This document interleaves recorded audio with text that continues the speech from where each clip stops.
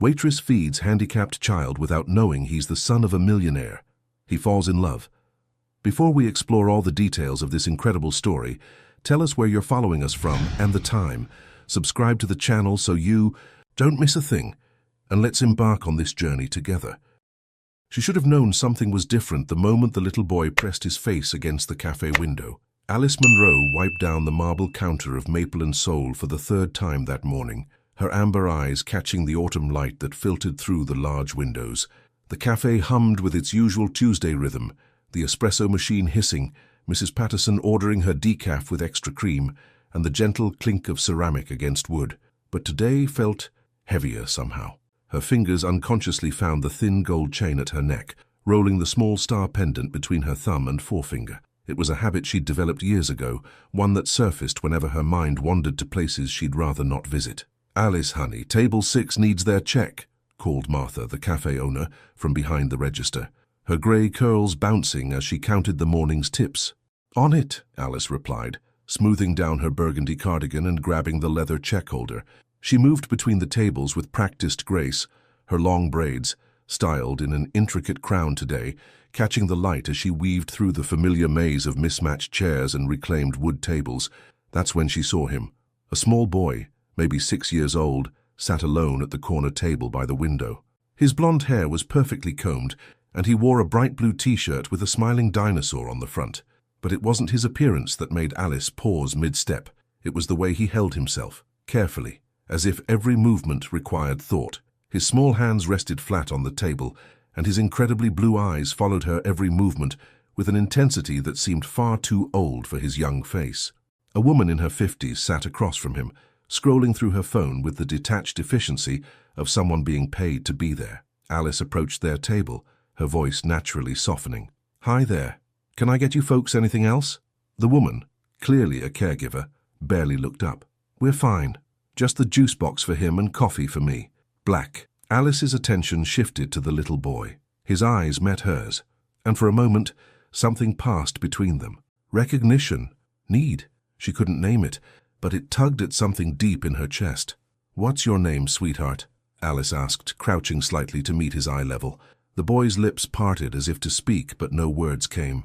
Instead, he lifted one small hand and pointed to the cinnamon roll display near the counter. "Henry likes sweets," the caregiver said flatly, still not looking up from her phone. "But he's not supposed to have any. Doctor's orders." Alice watched as Henry's hand slowly dropped back to the table, his expression unchanged but somehow sadder. Something twisted in her stomach, a protective instinct she hadn't felt since... "Well, Henry," Alice said, her voice warm and conspiratorial, "maybe we can find something special that would be okay. What do you think?" For the first time, Henry's face changed. The corners of his mouth lifted just slightly, and he nodded once, deliberately. As Alice walked back toward the counter, she felt eyes on her. She turned to see a tall man standing just outside the cafe window, watching the scene unfold. He had dark blonde hair and wore a charcoal wool coat that screamed expensive, but it was his eyes that caught her attention. Grey-blue and intense, filled with something she couldn't quite read.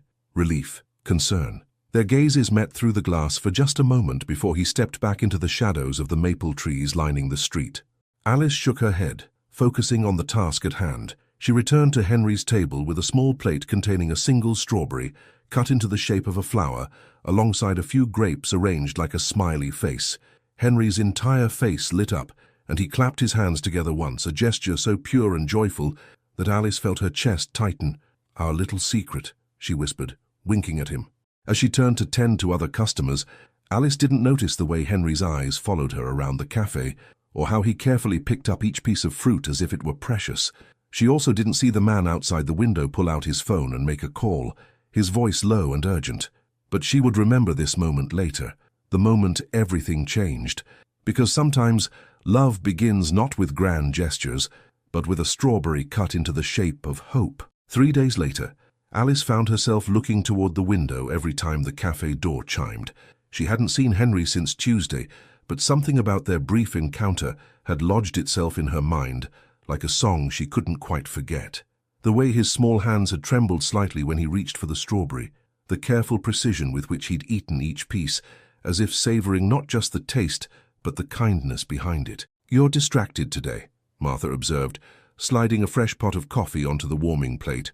Her knowing smile carried the wisdom of someone who'd watched Alice grow from a shy 23-year-old into the confident woman she was now. "Thinking about something or someone?" Alice shook her head, but her fingers found that familiar chain at her neck again. "Just tired, I guess."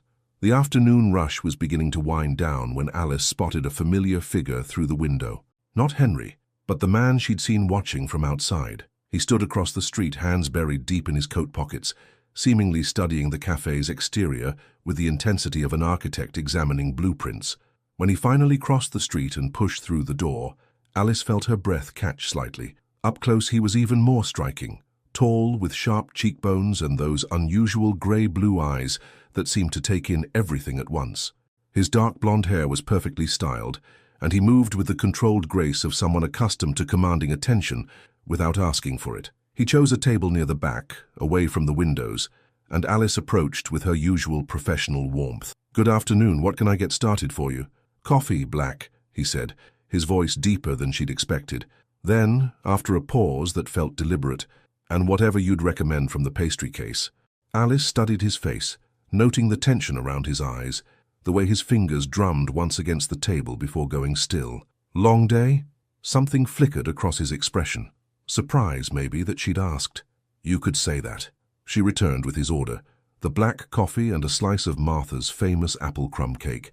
As she set them down, she noticed him glance toward the corner table where Henry had sat days earlier. "Do you have children?" Alice asked, the question slipping out before she could stop herself. His hand froze halfway to his coffee cup. For a long moment he didn't answer, and Alice wondered if she'd overstepped some invisible boundary. "A son," he finally said, his voice softer now. 6 years old. "That's a wonderful age," Alice replied, and she meant it, full of curiosity and wonder. The man's eyes met hers, and she saw something raw there, a vulnerability that didn't match his polished exterior. "He is most special, in ways that matter." Alice felt that familiar tug in her chest, the same one she'd experienced with Henry. "All children are special. Some just need us to see it differently." He stared at her for a long moment, as if trying to decode some hidden meaning in her words. Then he took a sip of his coffee and nodded slowly. "You're right." They fell into a comfortable silence, broken only by the gentle clatter of dishes and the murmur of other conversations. Alice found herself lingering, refilling his cup even though it was still half full, straightening the sugar dispenser that didn't need straightening. "I'm Oliver," he said suddenly, as if the words had been building pressure inside him. "Alice." She smiled, genuinely this time. "Nice to meet you, Oliver." "Alice," he repeated, testing the name. That's a lovely name." Something in his tone made her look at him more closely. There was recognition there, or something close to it. But before she could analyze it further, the cafe door chimed again. Henry walked in, his small hand clasped in the grip of the same caregiver from before. His dinosaur t-shirt had been replaced by one featuring planets and rockets, but his careful, measured movements were exactly the same. Alice's face lit up instinctively. "Henry, welcome back, sweetheart." But as she started toward his table, she caught sight of Oliver in her peripheral vision. He had gone completely still, his coffee cup suspended halfway to his lips, his eyes fixed on the little boy with an expression of pure, undisguised love, and something else. Fear, maybe, or hope. Henry's gaze swept the cafe until it found Alice, and his face transformed with that same gentle joy she remembered. But then his eyes continued moving, landing on Oliver, and Alice watched as the little boy's expression shifted to something she couldn't quite interpret. Recognition. The pieces began clicking together in Alice's mind with startling clarity. The timing, the watching, the careful questions about children. Oliver set down his coffee cup with deliberate precision and stood slowly, his movements uncertain for the first time since he'd entered the cafe. "Henry," he said quietly, and his voice carried across the space like a prayer. Alice looked between them, the perfectly dressed man with shadows in his eyes and the little boy who had somehow stolen a piece of her heart, and realized that nothing about this encounter had been coincidence. The question was, what did Oliver Thorne want with the woman who had been caring for his son? The silence that followed stretched like a taut string, ready to snap at any moment. Alice stood frozen between two worlds, the familiar comfort of her cafe routine, and this unexpected revelation that was reshaping everything she thought she knew. Henry remained by the door with his caregiver, but his eyes were locked on Oliver, with an expression that was part confusion, part longing. Oliver cleared his throat, the sound cutting through the ambient cafe noise like a blade. "Henry, would you like to sit with me?" The caregiver, a woman Alice now noticed wore the same expression of professional detachment as before, glanced at her phone. "Mr. Thorne, you didn't mention you'd be here. Henry's schedule can be adjusted, Patricia," Oliver said, his voice carrying an authority that made the woman straighten. "Thank you. I'll take it from here." Patricia's mouth tightened slightly, but she nodded. "I'll be back at 4:30. Sharp." She gathered her oversized purse and left without another word, the door chiming behind her with unusual finality. Alice watched this exchange with growing understanding. Mr. Thorne, the formal distance, the scheduled visits to a public cafe rather than wherever they lived. This wasn't just a father and son, this was a father trying to connect with his son, and somehow failing. Henry approached Oliver's table with his characteristic careful steps, and Alice found herself moving too, drawn by an instinct she couldn't name. "Can I get you anything, Henry?" she asked, crouching beside his chair the way she had before. "Maybe some apple juice? Or I think we have chocolate milk today." Henry's eyes lit up at the mention of chocolate milk, and he nodded once, that same deliberate gesture she remembered. "Chocolate milk it is," Alice said, starting to rise. "Actually," Oliver's voice stopped her, "could you stay for a moment?" Something in his tone, vulnerability wrapped in careful control, made Alice sink back down to Henry's level. She looked between father and son, noting the way they sat. Henry with his hands folded precisely in his lap, Oliver leaning slightly forward as if reaching across an invisible chasm. "Henry's been talking about this place," Oliver said quietly. "Well, not talking exactly, but showing me. Drawings. Lots of drawings." Alice felt her chest tighten. "Drawings?" Oliver reached into his jacket and pulled out a folded piece of paper. When he opened it, Alice's breath caught. It was clearly Henry's work, the distinctive, confident strokes of a child's crayon. But the subject matter made her heart skip, a woman with long dark hair and a kind face standing behind a counter. In the woman's hands was a small plate with what looked like a flower made of fruit. "He drew this the night after he came here," Oliver continued, his voice barely above a whisper, "and then he drew 5 more just like it." Alice looked at Henry, who was watching her with those impossibly blue eyes. She reached out slowly, giving him time to pull away if he wanted, and gently touched his small hand. He didn't flinch. Instead, his fingers curled slightly, as if trying to hold on to her touch. "I had to see for myself," Oliver admitted, and Alice realized he was speaking more to Henry than to her. "I had to understand what made you so happy. What made you sleep through the night for the first time in months?" The weight of that confession settled between them. Alice found herself studying Oliver's face more carefully, the fine lines around his eyes that spoke of sleepless nights, the way his jaw tightened when he talked about Henry's sleep. This was a man carrying more than just the responsibility of fatherhood. "Henry's special," Alice said, her voice instinctively gentle. "Some children they feel things more deeply, see things others miss." Oliver's grey-blue eyes fixed on her with startling intensity. "How do you—" "Most people don't understand that." Alice felt her hand unconsciously move to her necklace again, rolling that small star between her fingers. "I had a sister once. She was like Henry in some ways. She saw magic where others saw ordinary things." The past tense hung in the air, and Alice watched Oliver's expression shift to something approaching understanding. "Had," he repeated softly. "She passed when she was 7. Leukemia." Alice hadn't meant to share that, but something about this moment, Henry's quiet presence, Oliver's careful vulnerability, made the words feel necessary. Henry's hand moved then, his small fingers covering Alice's where they rested on the table. The gesture was so gentle, so full of intuitive compassion, that Alice felt tears prick at her eyes. Oliver was staring at their joined hands with an expression Alice couldn't quite read. "He doesn't usually touch people, trust people." "Maybe he knows I understand," Alice whispered. The cafe continued its afternoon rhythm around them, the espresso machine hissing, the gentle murmur of other conversations, but their corner table felt like its own small universe, a place where 3 damaged hearts were beginning to recognize each other. "I should get that chocolate milk," Alice said finally, needing a moment to compose herself.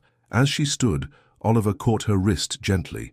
"Alice, thank you for seeing him, really seeing him." She looked down at this man who was clearly carrying the weight of the world, and at his son, who had somehow found a way to make her feel whole again. "Thank you for letting me," she replied.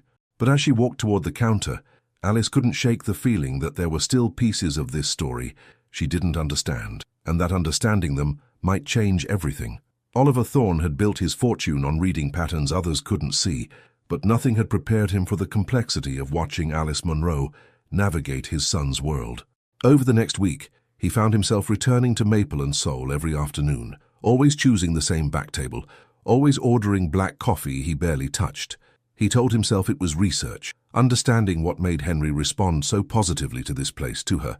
But as he watched Alice move between tables with unconscious grace, her long braids catching the late afternoon light, he knew he was lying to himself. It was Thursday when everything shifted. Henry sat across from him, carefully peeling the wrapper off a muffin Alice had brought him. Banana chocolate chip, apparently his new favorite. Oliver had learned more about his son's preferences in the past week than in the previous 6 months, and it wasn't because Henry had suddenly become more communicative. It was because Alice paid attention to details others missed. "Mr. Thorne?" Alice approached their table, and Oliver noticed she always used his formal name when other customers might overhear, as if protecting some invisible boundary between his public and private selves. "Oliver," he corrected quietly, the way he had every day this week. "Just Oliver," she smiled, that genuine expression that never failed to make something flutter in his chest. "Oliver, then. I was wondering, Henry seems to really enjoy the muffins, but I noticed he only eats the chocolate chips. Would it be okay if I made him some special ones, just chocolate chips baked into a mini muffin shape?" Oliver stared at her, processing not just the offer, but the observation behind it. You noticed that? He's very systematic about it," Alice said, glancing at Henry with obvious affection. "Picks out each chip individually, saves them for last. It's actually pretty methodical. Shows good fine motor control and planning skills." The casual way she described Henry's behavior, not as something to be fixed or worried about, but as evidence of his capabilities, hit Oliver like a physical force. How many specialists had he taken Henry to, who focused on what the boy couldn't do rather than celebrating what he could? "That would be—" Oliver's voice caught slightly. "That would be very kind." Alice nodded and started to turn away, but Henry's small hand shot out, grasping her wrist with surprising speed. She looked down at him questioningly. Henry pointed to the empty chair beside Oliver, then looked at Alice with those impossibly expressive blue eyes. "I think he wants you to sit with us," Oliver said, his pulse quickening at the prospect. Alice glanced around the cafe. It was the lull between afternoon coffee and dinner prep, only 2 other tables occupied. "I suppose I could take a quick break." She settled into the chair Henry had indicated, and Oliver found himself studying her profile as she focused on his son. Her skin was flawless, deep brown with golden undertones that seemed to glow in the cafe's warm lighting. Her amber eyes held a depth that spoke of experiences beyond her years. "Can I ask you something?" Oliver said, surprising himself with the question. Alice turned those remarkable eyes on him. "Of course. Why Vermont? You don't seem—" He paused, searching for the right words. "This is a small town. You could probably work anywhere." Something flickered across Alice's expression, a shadow of old pain. Her fingers found that delicate chain at her neck, and Oliver was beginning to recognize this as her tell, the gesture she made when touching emotional ground she'd rather avoid. "Sometimes you need to be somewhere quiet to hear yourself think," she said finally. "After Lena died, I couldn't—" The city felt too loud, too full of reminders. Oliver nodded slowly, understanding more than she might realize. "I moved here 2 years ago for similar reasons." "From where?" "Boston. I had a company there. Still do, technically, but everything's remote now." He found himself sharing more than he'd intended. "After my wife died, Henry and I needed space, distance from the life we'd built together." Alice's expression softened with recognition, one grieving person acknowledging another. "I'm sorry for your loss. I'm sorry for yours too." They sat in comfortable silence for a moment, Henry contentedly working on his muffin between them. Oliver realized this was the longest conversation he'd had with another adult in months that wasn't about business or Henry's care. "What kind of company?" Alice asked. Oliver hesitated. This was where conversations usually shifted, where people's perception of him changed once they understood the scope of his wealth and influence. "Medical technology. We develop assistive devices, mobility aids, communication systems for people with disabilities." Alice's eyebrows rose slightly. "That's incredible. Making technology that actually helps people. That was the idea." Oliver's voice carried a weight Alice didn't miss. Though sometimes the technology we create can... He stopped himself, but Alice was already leaning forward slightly, her attention focused entirely on him. Can what? Oliver looked at Henry, who was watching their conversation, with that intense focus he brought to everything. Can fail when people need it most. The raw pain in his voice told Alice there was a story there, something connected to his wife's death, to the guilt she could see etched in the lines around his eyes. Henry suddenly reached across the table, his small hand covering his father's much larger one. It was such a deliberate gesture of comfort that both adults went still. He understands more than people give him credit for, Alice said softly. Everything, Oliver whispered, his thumb gently stroking across Henry's knuckles. He understands everything. Alice watched this tender moment between father and son and felt something shift inside her chest, a warming that had nothing to do with the cafe's cozy atmosphere and everything to do with the man sitting across from her, a man who was clearly devoted to his child but drowning in his own grief and guilt. Maybe understanding is enough sometimes, she said. Maybe Henry doesn't need you to fix everything. Maybe he just needs you to be there. Oliver's grey-blue eyes met hers, and for a moment, Alice felt like she could see straight through to his soul. Is that what Lena needed from you? He asked gently. The question hit its mark, and Alice felt tears prick at her eyes. I was only 12 when she got sick. I thought if I learned enough, read enough medical journals, asked enough questions, I could save her somehow. But you couldn't. No, I couldn't. Alice's voice was barely a whisper. All I could do was love her. Henry's free hand reached for Alice then, his fingers intertwining with hers, creating a small circle of connection between the three of them. Maybe, Oliver said, his voice rough with emotion, love is enough. As Alice looked at Henry's peaceful expression and Oliver's hopeful eyes, she wondered if she was ready to believe that again. But believing would mean risking her heart, and Alice wasn't sure she was brave enough for that kind of leap. Not yet. Alice knew she was in trouble the moment she found herself checking her reflection in the cafe's bathroom mirror before Oliver's usual afternoon arrival. It had been 2 weeks since their first real conversation, and somehow their daily encounters had evolved into something that felt dangerously close to routine. Oliver would arrive at 3:15, order his black coffee, and Henry would join them when Patricia brought him by at 3:30.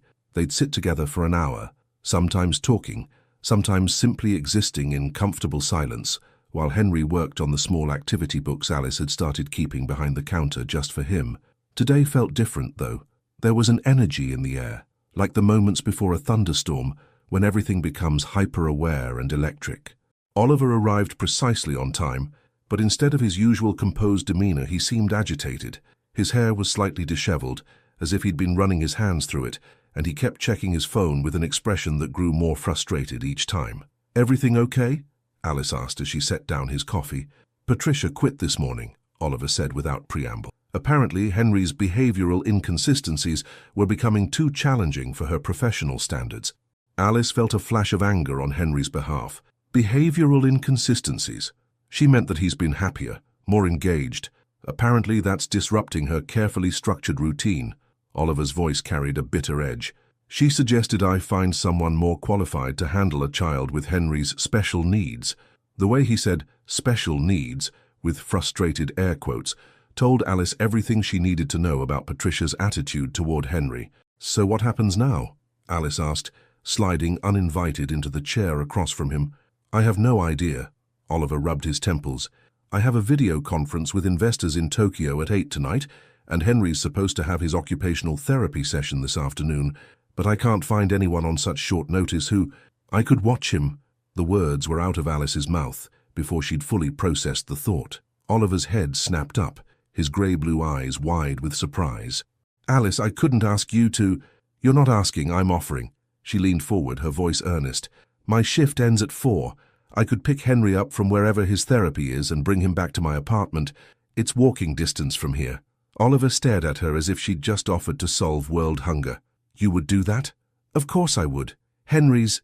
Alice paused, searching for the right words. He's become important to me. Something shifted in Oliver's expression, a softening that made Alice's chest flutter unexpectedly. You have no idea what that means to me. An hour later, Alice found herself walking down Maple Street, hand in hand with Henry, his small backpack slung over her shoulder. He'd navigated his therapy session beautifully. His therapist, Mrs. Chen, had been surprised by his focus and cooperation, and now he seemed genuinely excited about this new adventure. Alice's apartment was a cozy one-bedroom above the town's bookstore, filled with warm colors, soft textures, and the smell of vanilla candles. She'd worried it might be too stimulating for Henry, but he seemed to take everything in with his usual thoughtful observation. "Are you hungry, sweetheart?" Alice asked, kneeling down to his level. "I was thinking we could make dinner together. Would you like that?" Henry nodded enthusiastically, and Alice felt her heart do that now familiar flip at his genuine enthusiasm. They worked together in her small kitchen, Henry standing on a step stool beside her, as she taught him to stir pasta sauce and arrange cheese on bread for grilled sandwiches. His movements were careful and deliberate, but there was joy in them, a lightness Alice had rarely seen in their cafe encounters. "You're a natural chef," Alice told him as he proudly held up a perfectly arranged sandwich. "Your dad is going to be so impressed." At the mention of Oliver, Henry's expression grew thoughtful. He pointed to Alice, then to himself, then made a gesture that looked like he was drawing a heart in the air. Alice's breath caught. You love spending time together." Henry nodded solemnly, then did something that nearly broke Alice's heart. He took her hand and pressed it against his chest, over his heart, then pointed to her chest. "Oh, Henry," Alice whispered, her eyes filling with tears. "I love spending time with you too." They were sitting on Alice's couch after dinner, Henry curled against her side as she read to him from a picture book about a little boy who could talk to stars. When Oliver's knock came at the door, Alice opened it to find him looking harried and grateful in equal measure. His tie was loosened, his jacket slung over one arm, and there were shadows under his eyes that spoke of too many sleepless nights. "How did everything go?" he asked, stepping into her apartment and immediately scanning for Henry. "See for yourself," Alice said softly. Oliver followed her gaze to the couch where Henry had fallen asleep, the picture book still open across his lap. His face was peaceful in a way Oliver hadn't seen in months. No tension, no carefully controlled expression, just the serene sleep of a child who felt completely safe. "He ate a full dinner," Alice whispered. "Helped me cook it. We read 3 books, and he's been asleep for about 20 minutes. Oliver stared at his sleeping son with an expression of wonder. He hasn't fallen asleep anywhere but his own bed since his mom died," Alice finished gently. Oliver nodded, his throat working as he swallowed hard. "How do you do it? Make everything seem so normal?" Alice looked at Henry's peaceful face, then at Oliver's grateful, exhausted expression. "Maybe because I don't see him as something that needs to be fixed. I just see Henry." They stood together in the soft lamplight of Alice's living room, watching Henry sleep, and something passed between them, a recognition, a shift, a door opening that neither of them had expected. "Alice," Oliver said quietly, his voice rough with emotion, "I don't know how to thank you." She turned to face him fully and found herself stepping closer without meaning to. "You don't need to thank me, Oliver. What we're building here, it means something to me too." For a moment they were close enough that Alice could smell his cologne, something clean and expensive that made her pulse quicken. Close enough that she could see the flecks of darker blue in his grey eyes, the way his gaze dropped briefly to her lips before returning to her eyes. Close enough that when Oliver raised his hand to gently touch her cheek, Alice didn't pull away. "You're extraordinary," he whispered. Alice felt herself leaning into his touch, her eyes fluttering closed for just a moment. When she opened them, Oliver was looking at her with an intensity that made her knees weak. But then Henry stirred on the couch, making a small sound in his sleep, and reality crashed back over them both. Oliver dropped his hand and stepped back, the moment broken but not forgotten. "I should get him home," Oliver said, his voice carefully controlled. Alice nodded, not trusting herself to speak. As she watched Oliver gently wake Henry and gather him into his arms, she realized she was standing at the edge of something that terrified and thrilled her in equal measure. She was falling in love with both of them, the gentle, intuitive little boy and his complex, wounded father, and for the first time since Lena's death, Alice wasn't sure she had the strength to protect her heart. The morning after Henry fell asleep in her arms, Alice caught herself humming while she prepared the cafe's daily specials. It was a dangerous sign, this lightness in her chest, the way her thoughts kept drifting to the feeling of Oliver's hand against her cheek, the trust in Henry's sleeping face. She'd spent 3 years building careful walls around her heart, and somehow, in the span of a few weeks, a 6-year-old boy and his enigmatic father had found every crack in her defenses. "You're glowing," Martha observed. carrying a tray of fresh muffins from the kitchen. "And don't you dare tell me it's the new moisturizer. I've seen that look before." Alice felt heat rise in her cheeks. "I don't know what you mean." Martha's knowing smile was infuriating. The handsome gentleman who's been making our afternoon coffee sales spike wouldn't have anything to do with this mysterious glow, would he? Before Alice could formulate a denial, the cafe door chimed. But instead of Oliver's familiar figure, a woman in an expensive charcoal suit strode in, her heels clicking against the hardwood floor with military precision. She was maybe 45, with steel-grey hair pulled into a perfect chignon, and the kind of sharp beauty that came from good genes and better cosmetic work. She approached the counter with the confidence of someone accustomed to being the most important person in any room. "I'm looking for Alice Munro," she said, her voice crisp with authority. Alice felt an inexplicable chill run down her spine. "That's me. How can I help you?" The woman's pale eyes assessed Alice with the thoroughness of a scanner, taking in everything from her braided hair to her flour-dusted apron. "I'm Victoria Ashford, Henry Thorne's educational consultant. I need to speak with you about your recent interactions with my client." Alice's stomach dropped. "Educational consultant? Among other things, yes. I understand you've been spending unsupervised time with Henry. As someone responsible for his care coordination, I have concerns." Martha, who had been pretending to organize the pastry case while obviously eavesdropping, stepped closer to Alice in a gesture of subtle support. "I'm not sure I understand," Alice said carefully. "Oliver asked me to watch Henry yesterday while he worked. It was completely above board." Victoria's smile was sharp as a blade. "Mr. Thorne is a brilliant man, but he sometimes makes emotional decisions where his son is concerned, decisions that aren't necessarily in Henry's best interest." "How is spending time with someone who cares about him not in his best interest?" "Because, Miss Munro, you're not qualified to care for a child with Henry's complex needs.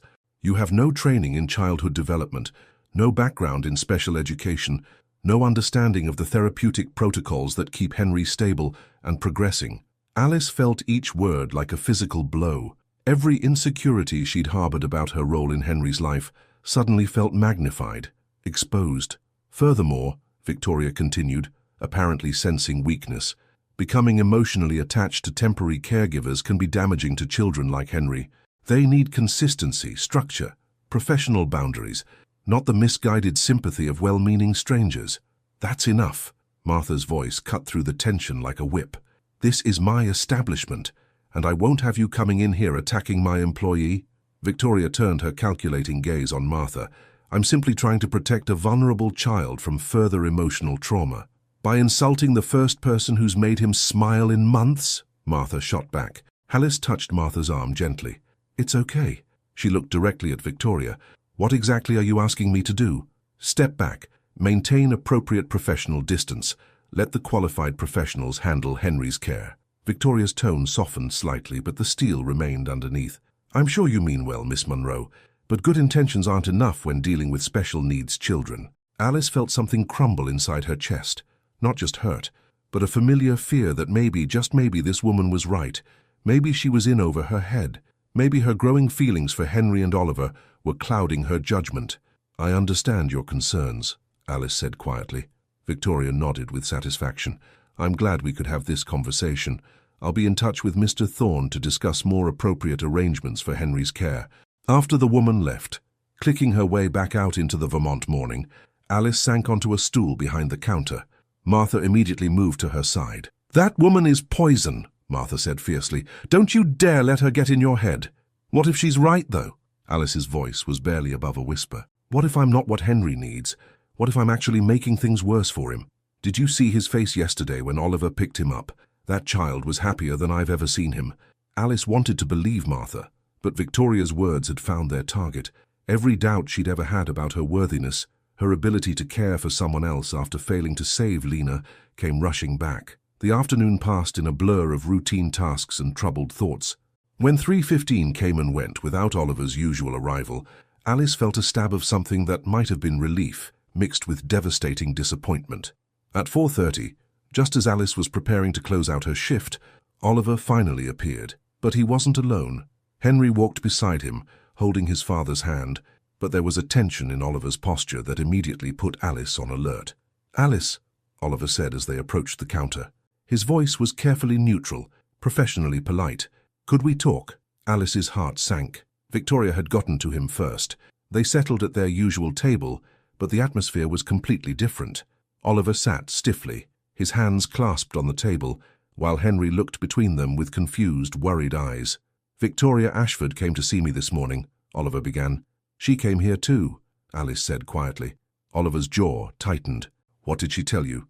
"That I'm not qualified to care for Henry, that I could be damaging him by getting emotionally involved." Alice's voice was steady, but Oliver could hear the hurt underneath. "That you sometimes make emotional decisions that aren't in his best interest." For a long moment Oliver said nothing. When he finally spoke, his voice was rough with some emotion Alice couldn't identify. "Victoria has been with our family since before Henry was born. She helped coordinate his early intervention services, worked with his therapeutic team. She's very good at what she does." Alice felt her heart crack. "So you agree with her?" Oliver stopped, looking at Henry, who was watching their conversation with growing distress. "I have to think about what's best for Henry." "Of course you do," Alice said, standing abruptly. "That's what good fathers do." She started to walk away, but Henry's small voice stopped her. "Alice." She turned back to see him reaching for her, his eyes bright with unshed tears. The sight nearly broke her resolve, but Victoria's words echoed in her mind. "Becoming emotionally attached to temporary caregivers can be damaging." "I have to go, sweetheart," Alice said, her voice thick with tears she refused to shed. "But you be good for your daddy, okay?" As she walked toward the back of the cafe, Alice heard Henry make a sound she'd never heard from him before, a soft, broken cry that sounded like her name. She didn't turn around, because if she did, she knew she'd run back to him, and maybe Victoria was right. Maybe love wasn't always enough. Maybe sometimes loving someone meant walking away. 5 days without Henry felt like 5 years. Alice moved through her shifts at Maple and Soul like a ghost of herself, mechanically taking orders and serving coffee, while her heart remained somewhere else entirely. She'd catch herself glancing toward the window at 3:15 every afternoon, her chest tightening when the familiar figures didn't appear.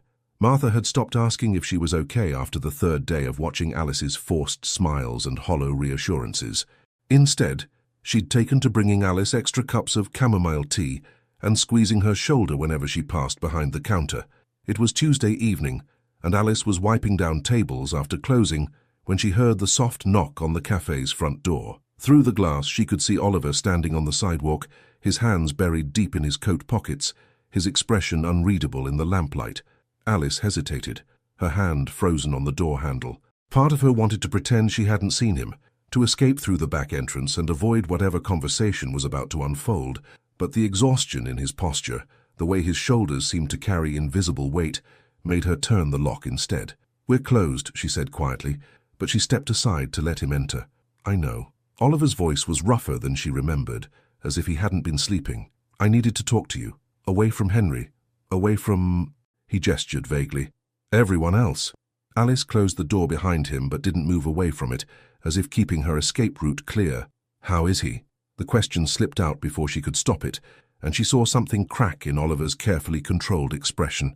"He's—" Oliver ran a hand through his hair, leaving it disheveled in a way that made him look younger and more vulnerable. "He's not eating, barely sleeping. His therapist says he keeps drawing the same picture over and over, a woman with long dark hair standing behind a counter, but now she's always walking away." Alice felt tears prick at her eyes, but she blinked them back. Victoria was right. He got too attached.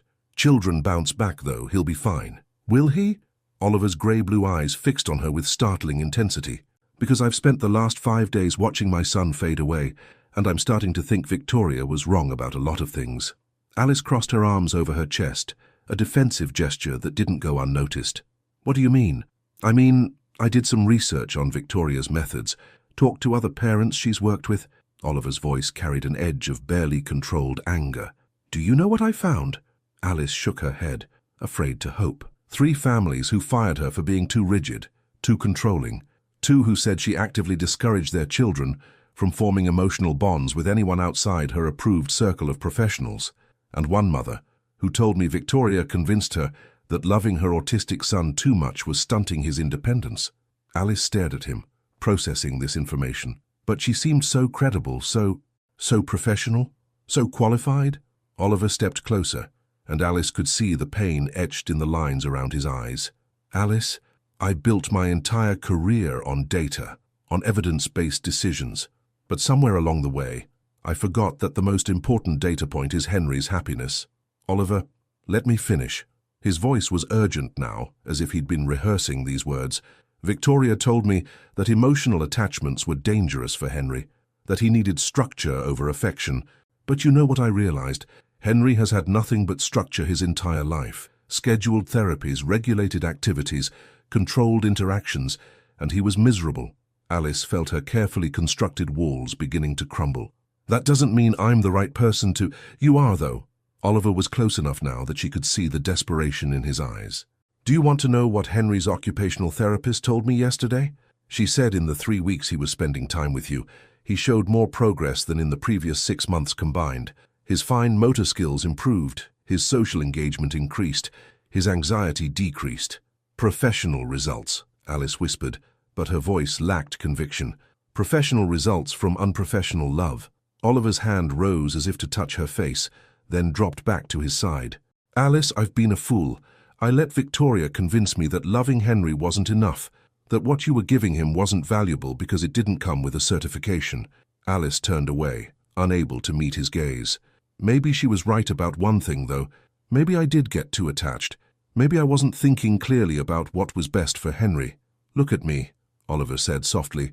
When Alice didn't turn around, he moved to stand in front of her, his hands gently framing her face.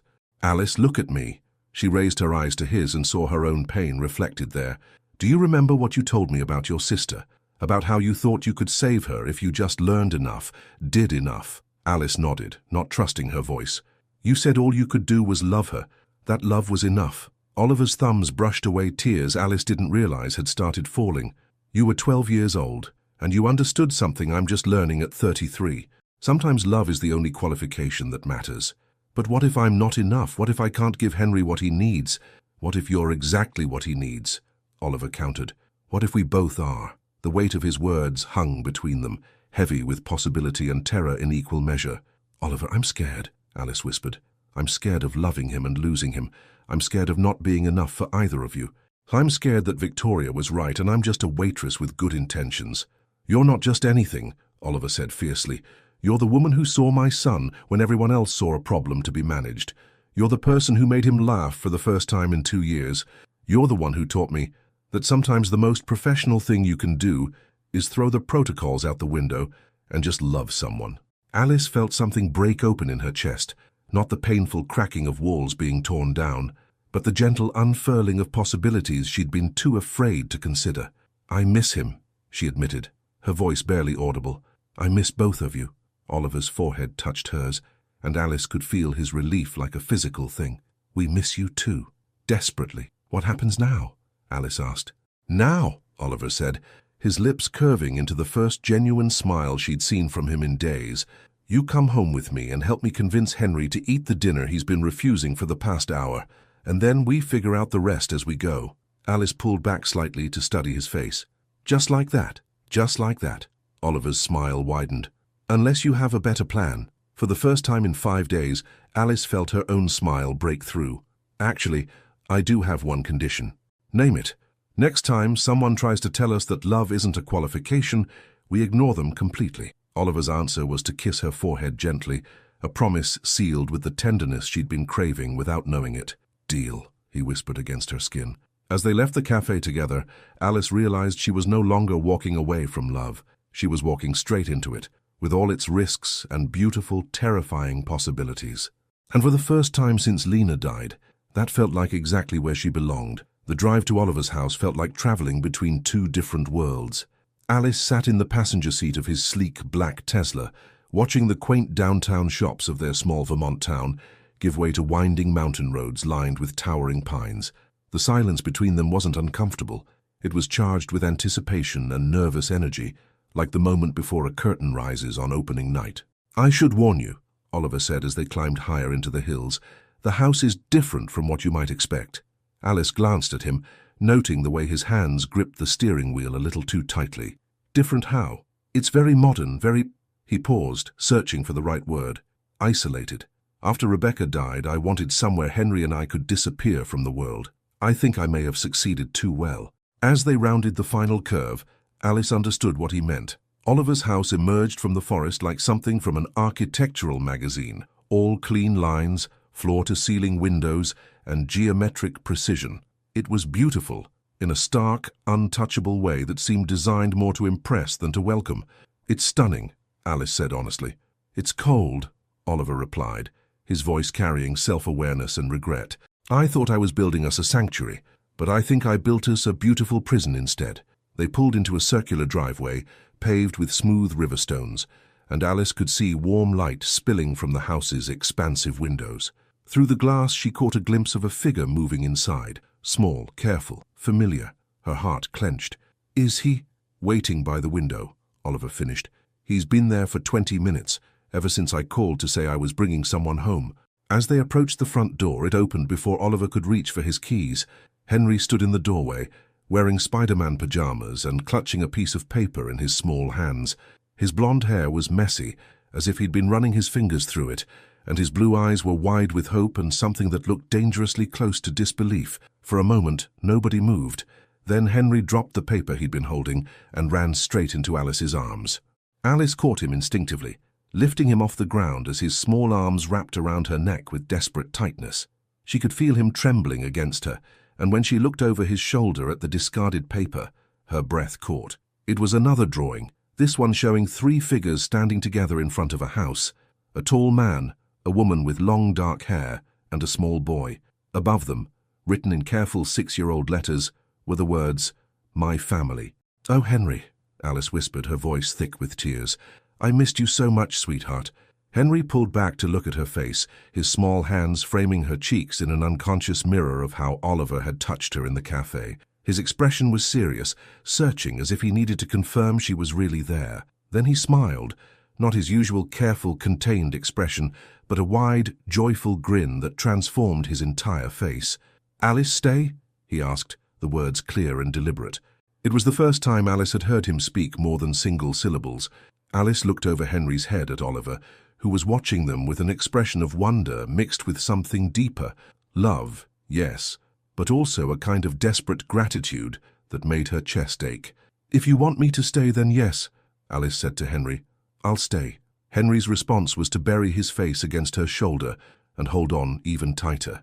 Oliver led them inside, and Alice was struck by the contrast between the house's imposing exterior and its surprisingly warm interior. Yes, it was modern and minimalist, but there were signs of life everywhere. Henry's drawings covering one entire wall, a basket of colorful toys in the corner of the living room, family photos arranged on floating shelves. "Are you hungry?" Oliver asked as they settled in the kitchen, a space that managed to be both elegantly designed and clearly lived in. "I made Henry's favorite pasta, but he hasn't touched it."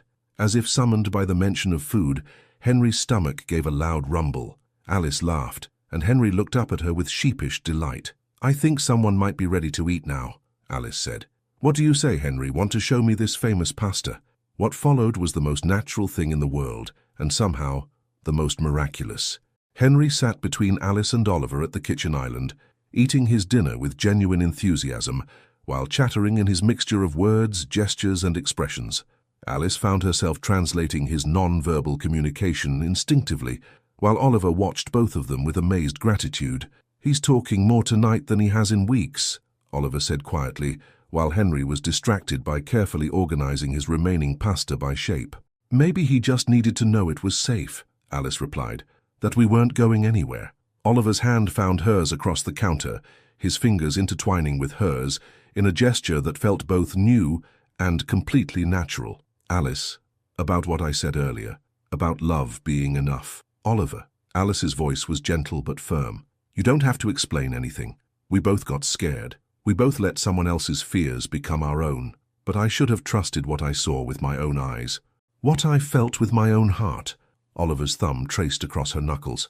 "Henry wasn't just happier with you, he was himself with you, his best, truest self." Alice felt tears prick at her eyes again, but these were different from the ones she'd shed over the past week. These felt like relief, like coming home after a long journey. "Can I tell you something?" Alice said. "When Lena was sick, I used to imagine what it would be like to have a family again someday. Not to replace her, but to honor her memory by loving other people the way I loved her." Alice looked at Henry, who had finished his food and was now leaning against her side, his eyes growing heavy. "I never thought it would happen. I was too scared to even hope for it." Oliver's voice was rough with emotion when he spoke. "And now?" Alice looked around the kitchen, at Henry's artwork on the refrigerator, at Oliver's grateful smile, at the sense of belonging that was settling into her bones like warmth after cold. "Now I think maybe love finds us when we're ready for it, whether we think we are or not." Henry chose that moment to wrap his arms around Alice's waist and mumble something that sounded suspiciously like, "Love you too." Oliver's sharp intake of breath told Alice he'd heard it as well. "Did he just—" Oliver whispered. "I think he did," Alice whispered back, her heart feeling so full it might burst. As they sat together in the warm glow of the kitchen lights, Henry falling asleep against Alice's side, while Oliver's hand stayed warm in hers, Alice realized that Victoria had been wrong about everything that mattered. Love wasn't a qualification you earned. It was a gift you gave and received. And sometimes, if you were very lucky, it came in the form of a little boy who needed someone to see him, and a father who needed someone to remind him that broken didn't mean beyond repair. Sometimes love came disguised as ordinary moments that turned out to be everything you'd been waiting for without knowing it. 3 weeks later, Alice woke up in Oliver's guest room to the sound of Henry's laughter echoing through the house. She'd been staying over most nights since their reconciliation, gradually becoming part of the household's rhythm in a way that felt both natural and miraculous. Her clothes hung in the guest room closet next to the spare blankets. Her favorite coffee filled the kitchen cabinet, and her presence had somehow transformed Oliver's beautiful prison into something that finally felt like home. This morning, however, something was different. There was an energy in the house, not the comfortable routine they'd developed, but something electric and anticipatory that made Alice's pulse quicken with unnamed worry. She found Oliver and Henry in the kitchen, both dressed more formally than usual. Oliver wore a navy suit that made his grey-blue eyes look almost silver, while Henry sported khakis and a button-down shirt that made him look heartbreakingly grown up. "Going somewhere special?" Alice asked, accepting the cup of coffee Oliver automatically handed her. "Business meeting," Oliver replied, but there was something in his tone that didn't quite ring true. "In Burlington. Might run late." Henry looked up from his cereal with an expression Alice had learned to recognize, the careful blankness that meant he was processing something he didn't entirely understand, but knew was important. "Can I come with you?" Alice asked, surprising herself with the request. Oliver's hesitation was barely perceptible, but Alice caught it. "It's pretty boring stuff. Technology investors, quarterly projections. You'd probably be more comfortable here." Alice studied his face, noting the tension around his eyes, the way his fingers drummed against the counter. Tells she'd learned to read over the past month. "Oliver, is everything okay?" "Everything's fine," he said, but his smile didn't reach his eyes. "Just work stuff." An hour later, Alice watched from the window as Oliver's Tesla disappeared down the mountain road, Henry's small face visible in the passenger seat. Something twisted in her stomach, a feeling she couldn't name but didn't like. She tried to distract herself with household tasks, but the house felt wrong without them in it. Too quiet, too empty. By noon she was pacing the living room, her phone in her hand, debating whether to call Oliver. That's when her phone rang instead. Unknown number. "Alice, this is Dr. Patricia Chen, Henry's occupational therapist. I'm calling from Burlington Medical Center." Alice's blood turned to ice. "What happened? Is Henry okay?" "Henry's fine physically, but there's been an incident, and he's asking for you. Could you possibly come to the hospital?" Alice was already grabbing her car keys. "I'm on my way. What kind of incident?" "Mr. Thorne collapsed during a meeting. They're running tests now, but Henry was with him when it happened. He's not responding to anyone but keeps saying your name." The 40-minute drive to Burlington passed in a blur of mountain curves and rising panic. Alice's mind raced through possibilities, each scenario worse than the last. Oliver's careful diet, his perfect health regimen, his young age, none of it made sense with sudden collapse. She found Henry in the pediatric waiting area, sitting in a chair that dwarfed his small frame, clutching a hospital blanket around his shoulders. His face was pale, his eyes wide with the kind of fear Alice recognized from her own childhood, the terror of watching an adult you love become suddenly inexplicably fragile. "Henry, sweetheart," Alice said, dropping to her knees in front of his chair. He launched himself into her arms with desperate force, his small body trembling against hers.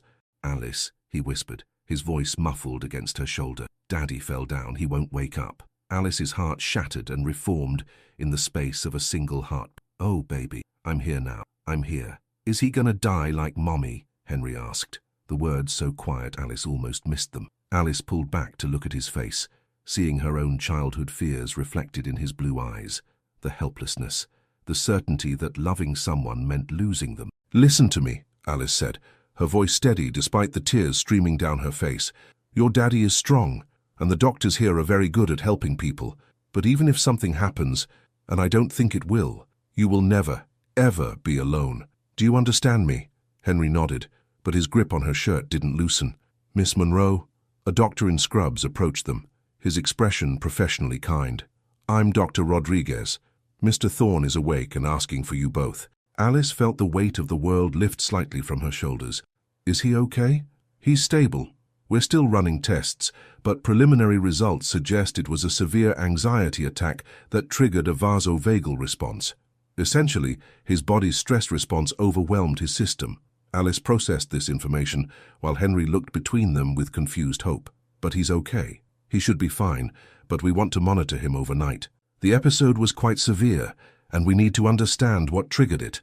As they walked toward Oliver's room, Henry's hand firmly clasped in hers, Alice felt pieces of a puzzle clicking into place.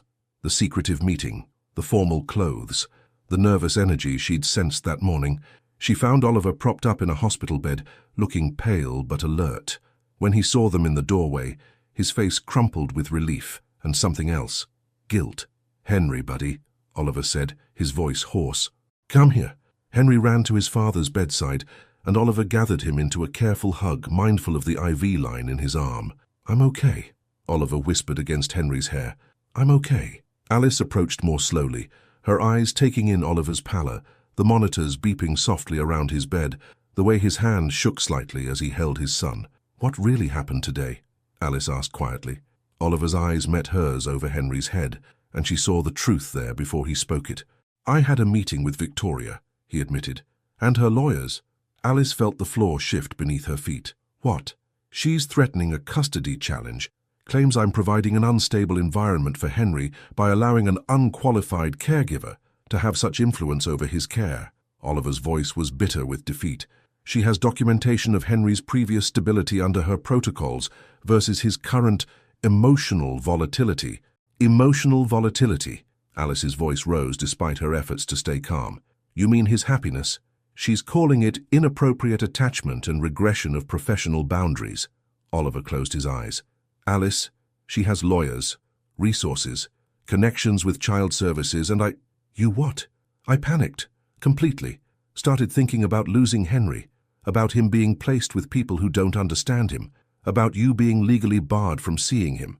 Oliver's breathing was becoming rapid again, and Alice could see his monitors responding to his rising stress. "Oliver, breathe," Alice said, moving to his side. "Just breathe." But Henry was looking between them with growing understanding, his face pale with the realization that the adults he trusted were scared. "Are you going to leave again?" Henry asked Alice, his voice small and broken. Alice looked at this little boy who had become her heart, then at his father who was clearly drowning in fear, and felt something settle into place inside her chest. Not resignation, but determination. "No, sweetheart," Alice said firmly. "I'm not going anywhere, and neither are you." She looked directly at Oliver. "Victoria wants a fight. Then we'll give her one. But we're going to fight together, as a family, because that's what we are now, whether she likes it or not." Oliver stared at her with an expression of wonder mixed with desperate hope. "Alice, you don't understand what you're signing up for. She has power, influence, and we have love," Alice interrupted. "We have Henry's happiness, his progress, his genuine attachment and trust. We have the truth." She sat on the edge of Oliver's hospital bed, taking his free hand while keeping the other on Henry's shoulder. "Besides," Alice said, her voice carrying a strength that surprised even her, "I'm not some unqualified stranger anymore. I'm the woman who loves this little boy enough to fight for him, and if that's not a qualification Victoria recognizes, then maybe it's time someone taught her what really matters." As Alice looked at Oliver's grateful smile and felt Henry's small hands slip into hers, she realized that sometimes love didn't just find you, sometimes you had to fight for it. And she was ready for battle. The custody hearing was scheduled for a grey October morning that seemed designed to drain hope from the world. Alice sat in the courthouse waiting area, her hands clasped tightly in her lap, watching Oliver pace between the wooden benches like a caged animal. He'd been released from the hospital 2 days earlier, with strict instructions to manage his stress, but the irony wasn't lost on any of them. The thing meant to destroy his peace of mind was the very hearing that would determine their family's future. Henry sat pressed against Alice's side, his small fingers tracing patterns on her black dress. She'd chosen the outfit carefully, professional but not cold, respectful but not submissive. Every detail mattered today, including the way Henry instinctively sought comfort from her, rather than maintaining the careful emotional distance Victoria had once prescribed. "Thorne family." A bailiff appeared in the doorway. "Judge Martinez is ready for you." Alice felt Oliver's hand slip into hers as they stood, warm and slightly trembling. "Whatever happens," he whispered, "I want you to know that these last few months with you and Henry have been the happiest of my life." "Don't talk like it's over," Alice replied firmly. "We haven't even started fighting yet." The courtroom was smaller than Alice had expected, more like a conference room than the grand legal theatre she'd imagined. Judge Martinez, a woman in her 60s with kind eyes and silver hair, sat behind a modest bench while Victoria and her lawyer occupied one table, Oliver and their hastily hired attorney another. Alice found herself in the witness section with Henry, who clutched her hand with increasing tightness as Victoria began her presentation. "Your Honor," Victoria's voice carried the smooth authority of someone accustomed to being believed, "this case represents a clear example of emotional decision-making, overriding the best interests of a vulnerable child. Henry Thorne is a 6-year-old with complex developmental needs who requires consistency, professional structure, and evidence-based care protocols." Victoria clicked through a presentation on her laptop, displaying charts and graphs that reduced Henry's progress to cold data points. "Under my supervised care coordination, Henry showed measurable improvement in standardized behavioral assessments. However, since Mr. Thorne began allowing an unqualified individual, a waitress with no formal training in childhood development, to provide primary care, we've seen regression in several key areas." Alice felt Henry stiffen beside her at the word waitress, delivered with subtle but unmistakable disdain. "The child has become emotionally dependent on this individual to an unhealthy degree," Victoria continued. "He refuses to engage with qualified therapists when she's present, becomes distressed when separated from her, and has begun exhibiting attachment behaviors that interfere with his structured learning protocols." Judge Martinez looked up from her notes. "Ms. Ashford, can you elaborate on these attachment behaviors you consider problematic?" "The child seeks physical comfort from Miss Monroe, looks to her for emotional regulation, and has begun expressing preferences that prioritize her presence over therapeutic activities. This level of attachment to a temporary caregiver can be damaging to children with Henry's profile." Alice felt something fierce and protective rise in her chest. Henry wasn't a case study or a data point. He was a little boy who deserved to love and be loved. "Furthermore," Victoria said, "Mr. Thorne's recent medical emergency demonstrates that his emotional state has become unstable since this relationship began. His stress-induced collapse occurred during our meeting about Henry's care, suggesting that he too has developed an unhealthy dependence on this arrangement." Oliver's lawyer, David Chen, stood for their defense. He was younger than Victoria's legal team, but carried himself with quiet confidence. "Your Honor, we'd like to call Henry's occupational therapist, Dr. Patricia Chen, to testify about his actual progress." Dr. Chen took the witness stand with professional composure, but Alice could see warmth in her eyes when she looked at Henry. "Dr. Chen," David began, "you've worked with Henry for over a year. Can you describe his progress during the period when Alice Monroe became involved in his care?" "Remarkable improvement," Dr. Chen said without hesitation. "Henry's fine motor skills advanced significantly, his social engagement increased, and his emotional regulation became much more stable. In my professional opinion, the relationship with Miss Monroe has been beneficial to every aspect of his development. But Ms. Ashford suggests this relationship is emotionally unhealthy," David pressed. Dr. Chen's expression grew firm. "With respect to Ms. Ashford, secure attachment is not unhealthy. It's essential for childhood development. Henry has formed a secure attachment with Miss Monroe, which actually indicates healthy emotional growth." Victoria's lawyer cross-examined aggressively, but Dr. Chen held her ground, citing study after study that supported the importance of emotional bonds in childhood development. Then it was Oliver's turn to testify. Alice watched the man she loved take the witness stand, his hands steady now despite the weight of everything hanging in the balance. "Mr. Thorne," David began, "can you tell the court why Alice Munro became involved in Henry's care?" Oliver's voice was clear and strong. "Because she saw my son. Not his diagnosis, not his limitations, not his need for management. She saw Henry, and he responded to being seen. How did that manifest?" He started smiling again, sleeping through the night, eating meals without coercion, engaging with his world instead of withdrawing from it. Oliver's eyes found Alice in the courtroom. "For the first time since his mother died, my son was genuinely happy. And your medical emergency that Ms. Ashford referenced?" Oliver took a deep breath. "I had a panic attack triggered by the fear of losing Henry and Alice. Ms. Ashford was threatening to use the legal system to separate our family, and I couldn't bear the thought of Henry losing another person he loves." "Another person?" "Henry lost his mother in a car accident 2 years ago.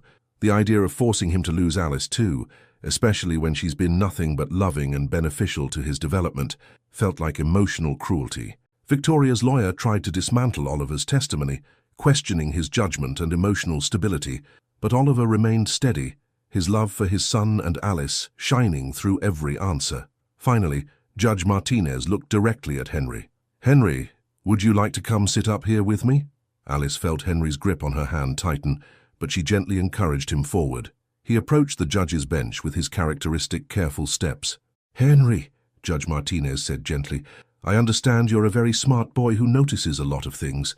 Can you tell me about Alice?" Henry looked back at Alice, then at his father, then at Judge Martinez, with those impossibly expressive blue eyes. "Alice makes me feel safe," he said, his words clear and deliberate. "When I'm scared, she holds me. When I'm sad, she listens. When I'm happy, she's happy too." "And how does that make you feel?" "Like I have a mom again," Henry said simply. The courtroom went completely silent. Alice felt tears streaming down her face, and she could see Oliver gripping the witness stand rail so tightly his knuckles were white.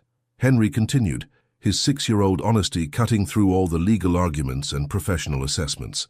"Victoria wants me to not love Alice because she says it's bad for me, but loving Alice makes me feel good. It makes Daddy feel good too. Why is love bad?" Judge Martinez looked at this earnest little boy, then at Victoria's rigid expression, then at Alice's tear-stained face. "Henry, thank you for being so honest with me. You can go back to Alice now." As Henry returned to Alice's side, Judge Martinez addressed the courtroom. "I've heard testimony about protocols and assessments, about qualifications and professional standards, but I've also heard from a child who clearly articulates the positive impact of Alice Munro's presence in his life." She looked directly at Victoria.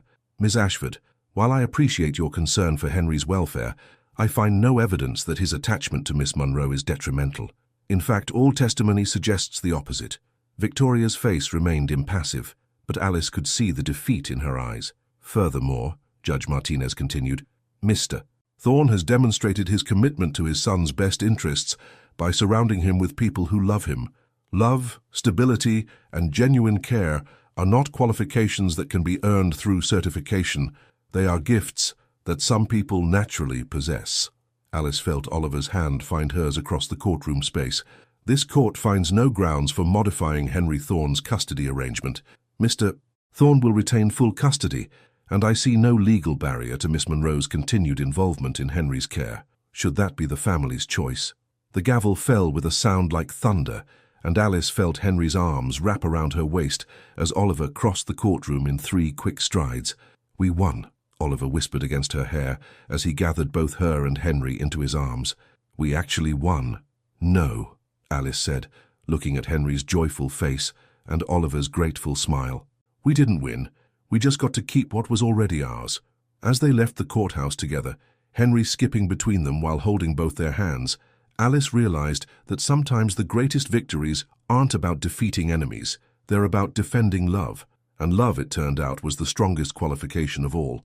18 months later, Alice Munro Thorne stood at the kitchen window of their home, watching the late afternoon sun paint the Vermont mountains in shades of gold and amber. The view was the same as always, but everything else had changed in the most beautiful ways. The house itself bore little resemblance to the sterile sanctuary Oliver had built in his grief. Where once there had been empty spaces and careful silence, now there were Henry's art projects covering the refrigerator, a reading nook filled with picture books, and the comfortable chaos that comes with a family that actually lives in their home, rather than simply existing within its walls. "Mama Alice, look," Henry's voice carried from the living room, where he was sprawled on the carpet with construction paper and crayons scattered around him like confetti. Mama Alice. The title had evolved naturally over the months following the custody hearing, starting as Mama A to distinguish from Mommy Rebecca, in Henry's careful way of honoring both the mother he'd lost and the one he'd found. Now, at nearly 8 years old, Henry used both names interchangeably, understanding instinctively that love didn't diminish by being shared. Alice walked into the living room to find Henry holding up his latest masterpiece, a drawing of their family, but this one included a new addition. Beside the familiar figures of himself, Alice, and Oliver, he'd drawn a smaller figure with curly hair and a wide smile. "That's baby Lena," Henry announced proudly. "She's going to be here soon, right?"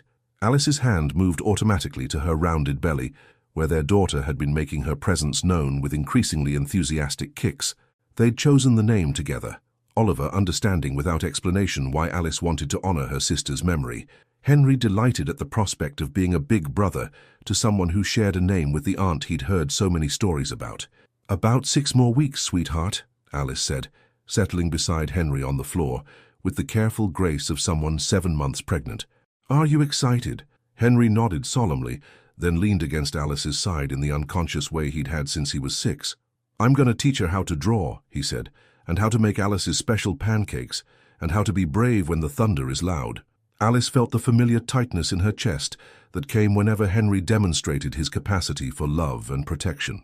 His developmental delays had largely resolved themselves in the secure environment of their family, though he still moved through the world with that careful thoughtfulness that made him uniquely Henry. "She's very lucky to have you as a big brother," Alice said, pressing a kiss to his sandy hair. The front door opened, bringing with it the sound of Oliver's voice talking animatedly on his phone. Through the window, Alice could see the sleek lines of his Tesla in the driveway, but parked beside it was her own car, a practical SUV they'd chosen together for its safety ratings and cargo space for Henry's equipment, and soon, baby gear. "Absolutely, the new communication app is performing beyond our projections," Oliver was saying as he entered the living room, his suit jacket already discarded, his tie loosened in the ritual of transitioning from CEO to father and husband. "But I need to go. Family dinner is non-negotiable in this house." He ended the call and immediately crouched beside Henry, examining the new drawing with the serious attention he brought to everything involving his son. "This is incredible, buddy. Is that baby Lena?" "Yep. And look," Henry pointed to details Alice had missed. "She has Mama Alice's eyes and your hair and my smile." Oliver's expression softened in the way that still made Alice's heart flutter after all these months of marriage. They'd wed 6 months after the custody hearing, in a small ceremony in their backyard, with Henry as ring-bearer and Martha from the cafe as Alice's maid of honor. It had been perfect in its simplicity.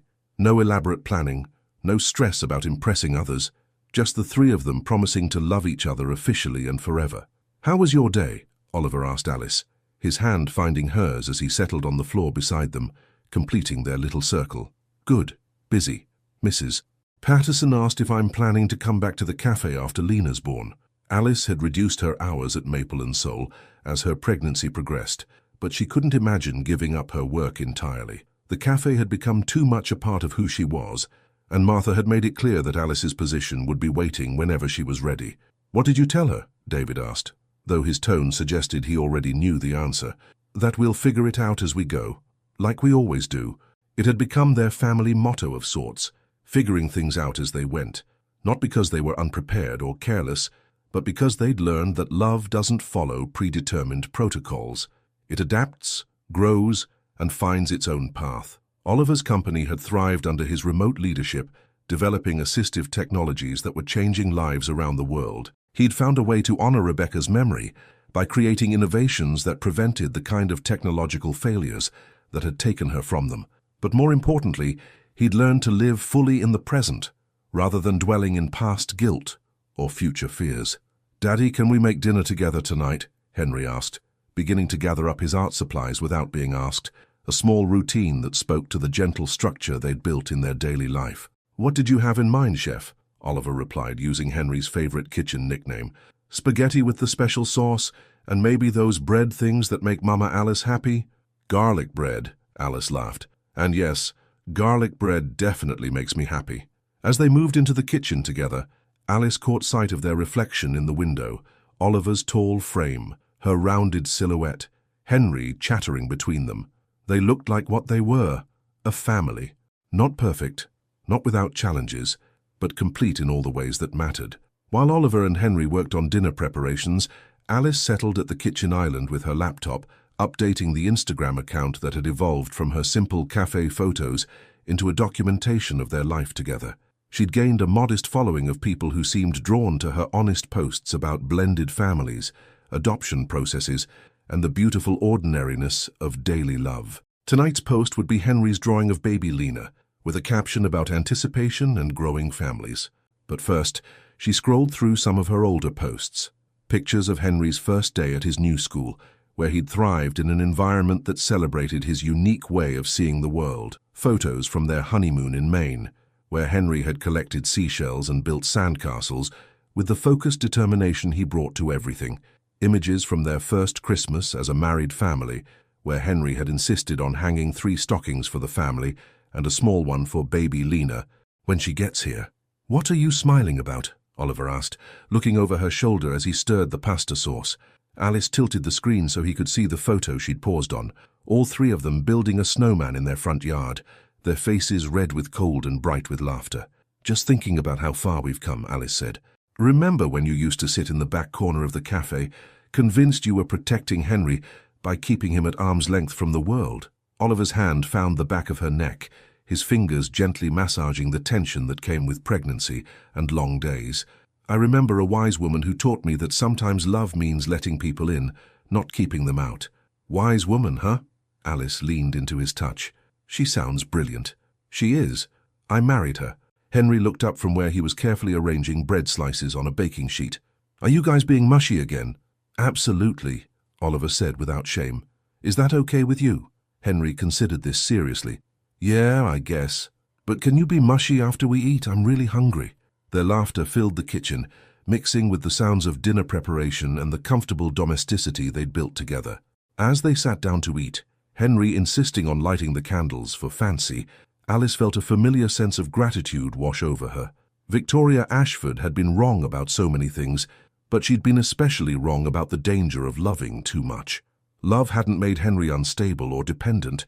It had given him roots strong enough to let him grow.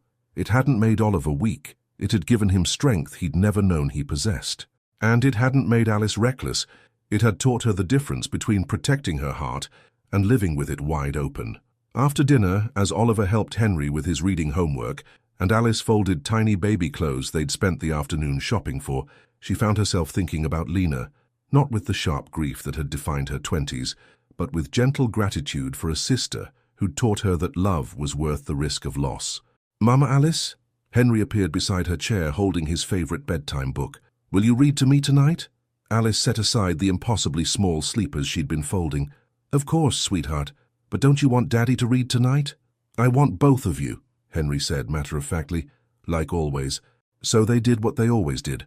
All 3 of them crowded into Henry's bed, Alice and Oliver on either side of him, as he followed along with the story of a little bear learning to be brave. It was a routine they'd stumbled into naturally, one that honored Henry's need for security, while celebrating the reality that he now had 2 parents who would never ever let him face the world alone. As Henry's breathing deepened into sleep, Alice and Oliver remained on either side of him for a few more minutes, reluctant to break the spell of these quiet moments that made up the foundation of their family life. Alice, Oliver whispered in the darkness of Henry's room. Do you ever think about that first day, when Henry pressed his face against the cafe window? Alice smiled, remembering the little boy who'd seemed to be looking for something he couldn't name. Every day. What do you think he was looking for?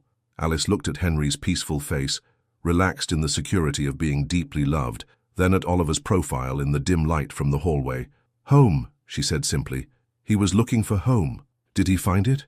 Alice's hand moved to her belly, where their daughter was settling into sleep as well, lulled by the gentle rhythm of family life. We all did.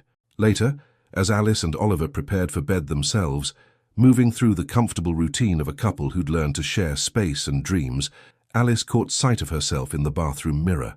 Her reflection showed a woman transformed, not just by pregnancy but by purpose. The careful guardedness that had defined her features for years had been replaced by an openness that came from knowing she was exactly where she belonged. In the bedroom, Oliver was already under the covers, reading glasses perched on his nose as he reviewed reports on his tablet, but he set it aside immediately when Alice joined him, gathering her into his arms with the gentle care he'd shown since her belly had grown round with their daughter. "Thank you," he said quietly, his lips against her hair. "For what? For seeing us, for staying, for teaching us how to be a family." Alice settled against his chest, listening to the steady rhythm of his heartbeat. "Thank you for being brave enough to let us love you." Through the baby monitor, they could hear Henry's quiet breathing, occasionally punctuated by the small sounds he made in his sleep. Soon that monitor would carry the sounds of their daughter as well, two children who would grow up knowing that love came in many forms, that families could be built from choice as much as biology, and that sometimes the most beautiful stories began with the simplest acts of kindness. Alice closed her eyes, feeling the gentle flutter of baby Lena's movements, Oliver's arms secure around her shoulders, and the profound peace that came from knowing that love, messy, complicated, transformative love, had found them all. In the morning, there would be Henry's excitement about helping with breakfast, Oliver's gentle teasing about Alice's pregnancy cravings, and the thousand small moments that made up their daily life. There would be preparation for their daughter's arrival, continued growth for Henry, and the ongoing work of building a life together that honored both their individual histories and their shared future. But tonight, there was simply this: a family, complete and imperfect and absolutely right, resting in the knowledge that they had found each other against all odds and chosen each other every day since. Sometimes love was a qualification earned through years of study and professional development, but sometimes, Alice thought as she drifted towards sleep, love was simply recognizing home when you saw it, and having the courage to walk through the door. And in the end, that was the only qualification that truly mattered. 31 kilos. What would you have done in Alice's place? Would you have fought for love against all the professional opinions and social expectations? Did this story remind you of someone special in your own life who saw you when others couldn't?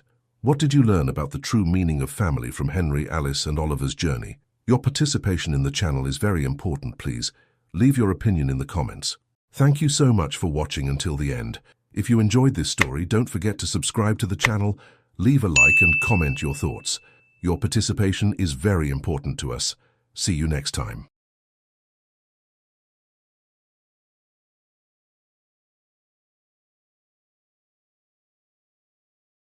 White-eyed billionaire takes his sick daughter to the hospital and freezes when he sees the doctor. Before we explore all the details of this incredible story, tell us where you're following us from and the time. Subscribe to the channel so you don't miss a thing, and let's embark on this journey together. The thermometer read 102.3 degrees, and Thomas Merrick's world stopped spinning. He stood in Nellie's dimly lit bedroom, watching his daughter's chest rise and fall in short, rapid breaths. The purple unicorn nightlight cast shadows on her flushed cheeks, making her look even smaller than her 6 years.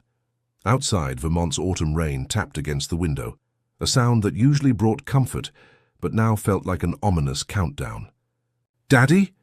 Nellie's voice cracked, her blonde braids damp with sweat against the pillow. "My head really hurts." Thomas pressed his palm against her forehead, his calloused hand gentle against her burning skin. 20 minutes ago, he'd given her children's Tylenol, but the fever hadn't broken. The digital clock on her nightstand blinked 2:17 a.m., each red digit a reminder that he couldn't wait until morning. "We're going to see a doctor, sweetheart," he said, already wrapping her in her favorite fleece blanket, the one with tiny rockets and stars. "Can you hold onto my neck?" She nodded weakly, her small arms circling him as he lifted her. The familiar scent of her strawberry shampoo, mixed with the metallic tang of fever, made his throat tight. 3 years of single parenthood had taught him many things, but the fear never got easier. The drive to Burlington Community Hospital was a blur of windshield wipers and streetlights. Thomas kept glancing in the rearview mirror, watching Nellie doze fitfully in her booster seat. His fingers drummed against the steering wheel. a nervous habit he thought he'd broken years ago. The emergency room was eerily quiet when they arrived, fluorescent lights humming overhead. A tired-looking nurse took Nellie's temperature and vitals, her efficiency both reassuring and impersonal. "The pediatrician on call will see you shortly," she said, leading them to an examination room that smelled of disinfectant and old coffee. Thomas sat in the vinyl chair beside the examination bed, Nellie curled against his chest. Her favorite stuffed giraffe, worn threadbare from years of love, dangled from her limp fingers. He checked his watch, 2:43 a.m. The sound of footsteps approached in the hallway, and he prepared himself for another stranger's hands on his daughter. The door opened. Time, that faithless companion, chose that moment to play its cruelest trick. "Good morning, I'm Dr. Lyle." The voice stopped abruptly. Thomas looked up, and 13 years of carefully constructed walls crumbled in an instant. Amaris Lyle stood in the doorway, her white coat pristine even at this ungodly hour. Her hair was pulled back in neat braids, exactly as he remembered, though there were a few silver strands now catching the harsh overhead light. She held a tablet, in hands that he once knew better than his own, and her dark eyes, those eyes that had haunted him through a marriage and widowhood, went wide with recognition. For 3 heartbeats, neither of them moved. Then Nellie coughed, and professionalism slammed back into place like a shield. Amaris stepped forward, her face composed into what Thomas realized must be her doctor's expression, kind but distant, concerned but controlled. "I see we have a high fever here," she said, her voice steady as she approached. If her hands trembled slightly as she reached for her stethoscope, neither of them acknowledged it. "Hello, sweetheart. I'm Dr. Lyle. Can you tell me your name?" "Nellie," came the whispered response. "My head hurts really bad." "I'm going to help you feel better, Nellie." Amaris's tone was gentle, but she didn't look at Thomas. "Can you sit up for me? I need to listen to your chest." Thomas helped Nellie into a sitting position, acutely aware of every inch of space between himself and Amaris. The room felt too small, too warm, too full of unspoken words. The examination was thorough and professional. Amaris checked Nellie's throat, ears and lymph nodes, her touch confident and gentle. She asked questions about symptoms and onset, and Thomas answered mechanically, trying not to notice how her voice still had that slight lilt when she was concentrating. "It appears to be a severe viral infection," Amaris said finally, addressing her words to Nellie's medical chart rather than Thomas. "The fever is concerning, and I'd like to run some blood work to rule out anything more serious. We'll start her on IV fluids and fever reducers. Will it hurt?" Nellie clutched her giraffe tighter. Something flickered across Amaris's face, a softness that made Thomas's chest ache. "Just a tiny pinch, brave girl. And you know what? I have some special Band-Aids with rockets on them. They match your blanket." Nellie managed a weak smile, and Thomas saw it, the moment Amaris's professional mask slipped just slightly. She had always loved children. That was one of the first things he'd learned about her, back when they were younger and the world seemed simpler. The next hour passed in a parade of nurses, needle sticks. Nellie was brave, tears sliding silently down her cheeks, and the steady drip of IV fluids. Through it all, Amaris moved in and out of the room with practiced efficiency, checking vitals and adjusting medications. She and Thomas performed an elaborate dance of not quite meeting each other's eyes. Finally, Nellie drifted off to sleep, her fever dropping slowly but steadily. The room grew quiet except for the soft beep of monitors and the persistent rain outside. "I'll need a full medical history," Amaris said, still looking at her tablet. "Any chronic conditions, previous hospitalizations, allergies?" Amaris. Her name felt both foreign and achingly familiar on his tongue. She stilled, her finger hovering over the screen. For a moment he thought she wouldn't respond. Then slowly she looked up. 13 years had changed them both. There were fine lines at the corners of her eyes now, and a certain weightiness to her presence that came with experience and hard-won wisdom. But her eyes, God help him, her eyes were exactly the same. Deep brown with flecks of gold, currently filled with a maelstrom of emotions he couldn't quite read. "Now isn't the time, Thomas." Her voice was low, professional, but he heard the tremor she tried to hide. "Your daughter is my patient. That's what matters right now." He nodded, throat tight. "I know, I just don't." The word was soft, but final. She straightened, adjusting her coat with practiced precision. "The nurse will be in shortly to check her vitals. Try to get some rest. The chair reclines." She turned to leave, her steps measured and controlled. At the door she paused, hand on the handle. For a moment Thomas thought she might say something else. Instead she took a deep breath and walked out, leaving him alone with the steady drip of the IV and the weight of all their unspoken words. Thomas looked down at Nellie, her small face peaceful in sleep. The rocket band-aid on her arm was exactly like the ones on her blanket. Such a small detail, such a piercing reminder of the woman Amaris had always been. Thoughtful, caring. The kind of person who would remember a scared child's blanket and match it with a band-aid, even at 3 in the morning. He leaned back in the chair, listening to the rain and his daughter's steady breathing. Somewhere in this hospital, Amaris was probably writing in Nellie's chart, her handwriting still neat despite the hour. He wondered if she still bit her lower lip when concentrating, if she still took her coffee with 2 sugars but no cream, if she ever thought about... No. He couldn't go down that road. Not now. Not when Nellie needed him focused and present. But as the night crept toward dawn, Thomas Merrick sat in the semi-darkness of room 204, knowing with bone-deep certainty that his carefully ordered world had just shifted on its axis. And somewhere down the quiet hospital corridors, a pediatrician with kind eyes and careful hands was probably thinking the same thing. Outside, the rain continued to fall, washing away the last traces of a Vermont autumn night, bringing with it the promise, or perhaps the threat, of change. Morning arrived at Burlington Community Hospital like a timid guest, pale sunlight creeping through the Venetian blinds of room 204. Thomas blinked awake, his neck stiff from the reclining chair, to find Nellie watching him with fever-bright eyes. "The sun made a rainbow on the wall," she whispered, pointing to where the light refracted through her IV tube. Her voice was hoarse, but stronger than it had been at midnight. Small mercies. "So it did, sweetheart." Thomas checked his watch. 7:13 a.m. He dozed off sometime after 5, after the night nurse's last check. "How are you feeling?" "Still hot, but not as dizzy." Nellie clutched her giraffe closer. "Daddy, is Dr. Lyle coming back?" The question hung in the air like morning mist. Thomas rubbed his jaw, feeling yesterday's stubble beneath his fingers. "I expect so. She's your doctor." "I like her. She smells like vanilla and Band-Aids." Nellie's observation was so innocently precise that Thomas had to swallow hard. He remembered that vanilla scent, Amaris's signature lotion, a small luxury she'd allowed herself even during her residency years.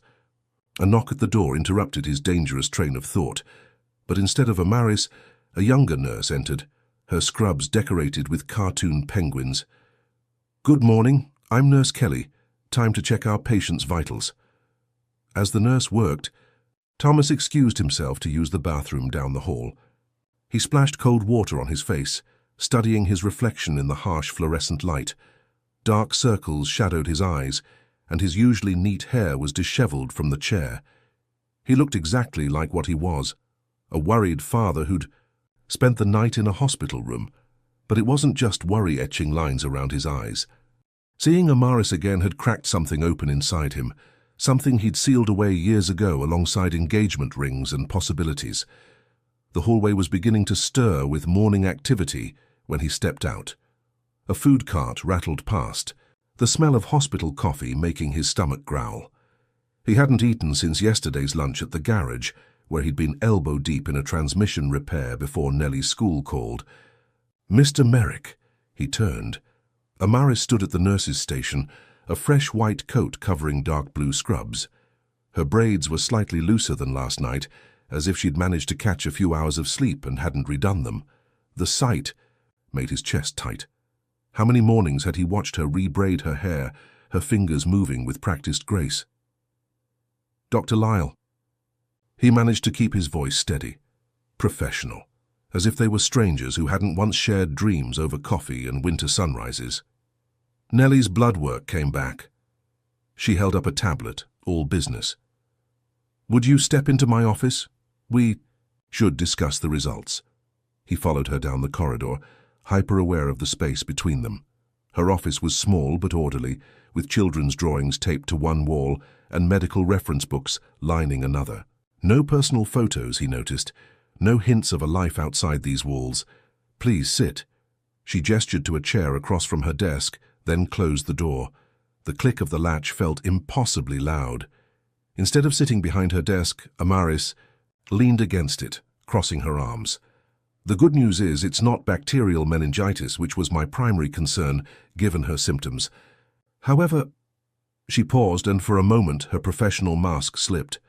"Thomas, when was the last time Nellie had a full checkup?" The question carried weight beyond medical necessity. 6 months ago. Dr. Reynolds, over in Essex Junction." "And her medical history? Any chronic conditions I should know about?" "No, she's healthy, just—" He ran a hand through his hair. "She gets fevers sometimes, like her mother did." The word hung between them like smoke. Amaris's fingers tightened. On her tablet, "I didn't know it was about your wife, I'm sorry. 3 years ago. Car accident on Route 15. The words were mechanical now, worn smooth from repetition. "Black ice. Nellie was at my mother's that weekend." Amaris nodded slowly, and he saw genuine grief in her eyes. That was the thing about Amaris. Every emotion was real, even when it hurt. "Nellie will need to stay another day for observation. Her white blood cell count is elevated, and I want to monitor her fever pattern. We'll move her to pediatrics this morning." "Thank you." He stood, needing to move, to do something with the energy thrumming under his skin. "For taking care of her, for being thorough." "It's my job, Thomas." "Is it?" The words slipped out before he could stop them. "Taking the night shift in the ER when you could be at any private practice in New England." A flash of something, anger, hurt, crossed her face. "Some of us choose to stay where we're needed most." Her voice was controlled, but he heard the years of accumulated pride and purpose behind it. The ER rotation is part of that choice. He took a step toward her desk, then stopped himself. "Amaris, about what happened." "Don't!" She straightened, professional distance snapping back into place. "Whatever you're about to say, whatever explanation you think I need to hear 13 years later, save it. Right now I'm Nellie's doctor, that's all. And after?" "After?" She almost smiled, but it didn't reach her eyes. "After, you'll take your daughter home and I'll be here doing my job, just like I have been since you left." The words hit like a physical blow. Before he could respond, her office phone rang. 3 sharp bursts that made them both jump. "You should get back to Nellie," Amaris said, reaching for the phone. "The pediatric team will be by soon to arrange the transfer." He wanted to say more. Wanted to explain about the pregnancy test he'd found in Claire's bathroom drawer that morning 13 years ago. About the impossible choice he'd thought he had to make. Wanted to tell her that he'd followed her career from afar, reading about her work in community medicine, pride and regret warring in his chest with each article. Instead, he nodded and turned to leave. At the door, he paused. "You still wear vanilla lotion?" Her hand stilled on the phone. For a heartbeat, the professional mask cracked completely, showing something raw and uncertain beneath. Then she lifted the receiver, and the moment shattered like frost. Thomas walked back to room 204, where Nellie was attempting to eat hospital toast and telling Nurse Kelly about her giraffe's adventures. The morning sun had risen fully now, turning the rain-washed windows into mirrors. Somewhere in the hospital a baby was crying. An orderly wheeled past with clean linens. Life continued its steady rhythm. But in a small office down the hall, a pediatrician sat at her desk, one hand pressed against her throat where a subtle vanilla scent lingered, wondering how many more times her heart could break in the same exact way. And in room 204, Thomas Merrick watched his daughter nibble on toast, knowing with crushing certainty that he'd made the right choice 13 years ago, and that he'd regret it for the rest of his life. The pediatric ward occupied the hospital's east wing, where large windows caught the morning light. As they wheeled Nellie's bed through the corridors, Thomas noticed how different it felt from the emergency room's stark efficiency. Here constellation decals dotted the ceiling tiles, and murals of woodland creatures played along the walls. "Look, Daddy," Nellie whispered, pointing upward. "That's the Big Dipper, like in my astronomy book." Thomas squeezed her hand, marveling at how she could find wonder even while tethered to an IV pole. The orderly pushing her bed, his name tag read Curtis, smiled. "Smart kid you've got there. Most folks just see random stars." Room 317 was painted a soft yellow that reminded Thomas of early spring. 2 chairs sat by the window, more comfortable looking than the ER recliner that had left his back aching. A small whiteboard hung on the wall, where someone had already written Nellie M in purple marker, surrounded by tiny stars. "Those are Dr. Lyle's stars," Curtis said as he helped transfer Nellie to the new bed. "She always adds them for the kids, says everyone needs their own constellation." Thomas busied himself arranging Nellie's things, her giraffe, the rocket blanket, the small overnight bag his mother had dropped off an hour ago. He tried not to think about Amaris drawing stars around his daughter's name, tried not to remember how she used to sketch constellations in the margins of her medical school notes. "Daddy," Nellie's voice was small, "can you read to me?" He pulled out the book his mother had packed, The House at Pooh Corner, worn from years of bedtime readings. "Of course, sweetheart. Should we start where we left off?" Before he could open the book, a knock at the door interrupted them. A nurse entered, followed by a tall man in scrubs with salt and pepper hair. "Good morning, I'm Dr. Preston, head of pediatrics, and this is Nurse Whitman. We'll be part of Nellie's care team." Thomas shook their hands, noting their efficient movements as they checked Nellie's charts and vitals. Dr. Preston had a gentle manner that put Nellie at ease, showing her his stethoscope's Mickey Mouse cover before listening to her chest. "Dr. Lyle's notes are very thorough," Dr. Preston said, reviewing the tablet. "She'll be consulting on the case, of course. Speaking of—" he glanced at his watch. "She should be here shortly for rounds." As if summoned by her name, Amaris appeared. In the doorway, she'd pulled her braids back into a neat bun, and Thomas noticed she'd changed into fresh scrubs, deep green this time. Their eyes met briefly before she turned her attention to Nellie. "Hello again, brave girl. How are you?" "Liking your new room?" Nellie brightened visibly. "It has stars. Curtis said you drew them." "Indeed I did." Amaris moved to the bed, her smile genuine. "Every patient needs their own piece of sky. Now let's see how that fever's doing." Thomas watched as she examined Nellie, her movements both professional and tender. She had a way of explaining medical terms that made them less frightening. Fever became your body's warrior system working extra hard, and the IV was your special hydration helper. "The morning labs show improvement," she told Dr. Preston, "but I'm concerned about the persistence of her fever pattern. I'd like to run a few more tests, rule out any underlying factors." They discussed medical details that made Thomas's head spin, but he caught the essential message. Nellie wasn't out of the woods yet. His daughter seemed to sense this too, clutching her giraffe tighter. "Will you be my doctor here too?" Nellie asked Amaris, interrupting the medical discussion. A loaded silence filled the room. Thomas held his breath, watching Amaris's face. "Dr. Preston is your main doctor now," she said gently. "But yes, I'll be checking on you too. We work as a team. Here? Good?" Nellie yawned. "You smell nice, like Mommy's cookies." The words hit Thomas like a physical blow. Claire had always baked vanilla cookies, filling their house with that same sweet scent that Amaris carried. He saw Amaris stiffen slightly, saw the quick glance she couldn't help throwing his way. "I think someone needs rest," Nurse Whitman intervened smoothly. "How about we get you comfortable?" As the medical team prepared to leave, Amaris lingered by Nellie's bedside, adjusting the blanket with careful hands. "Try to sleep, brave girl. I'll check on you later." In the doorway, she paused. "Mr. Merrick? A word?" Thomas followed her into the hallway, where morning light streamed through large windows. They stood in a patch of sun, and for a moment he was struck by how it caught the subtle silver strands in her braids, how it softened the professional lines of her face. "She mentioned her mother," Amaris said quietly. Does she remember her well? The question caught him off guard, not just its content, but the genuine concern in Amaris's voice. She was 3 when Claire died. The memories are more like impressions now, sense, feelings. Amaris nodded, her hands clasped tightly in front of her. Children process grief differently than adults. Sometimes it surfaces in unexpected ways, especially during illness when they're feeling vulnerable. She hesitated. If you need resources, support groups.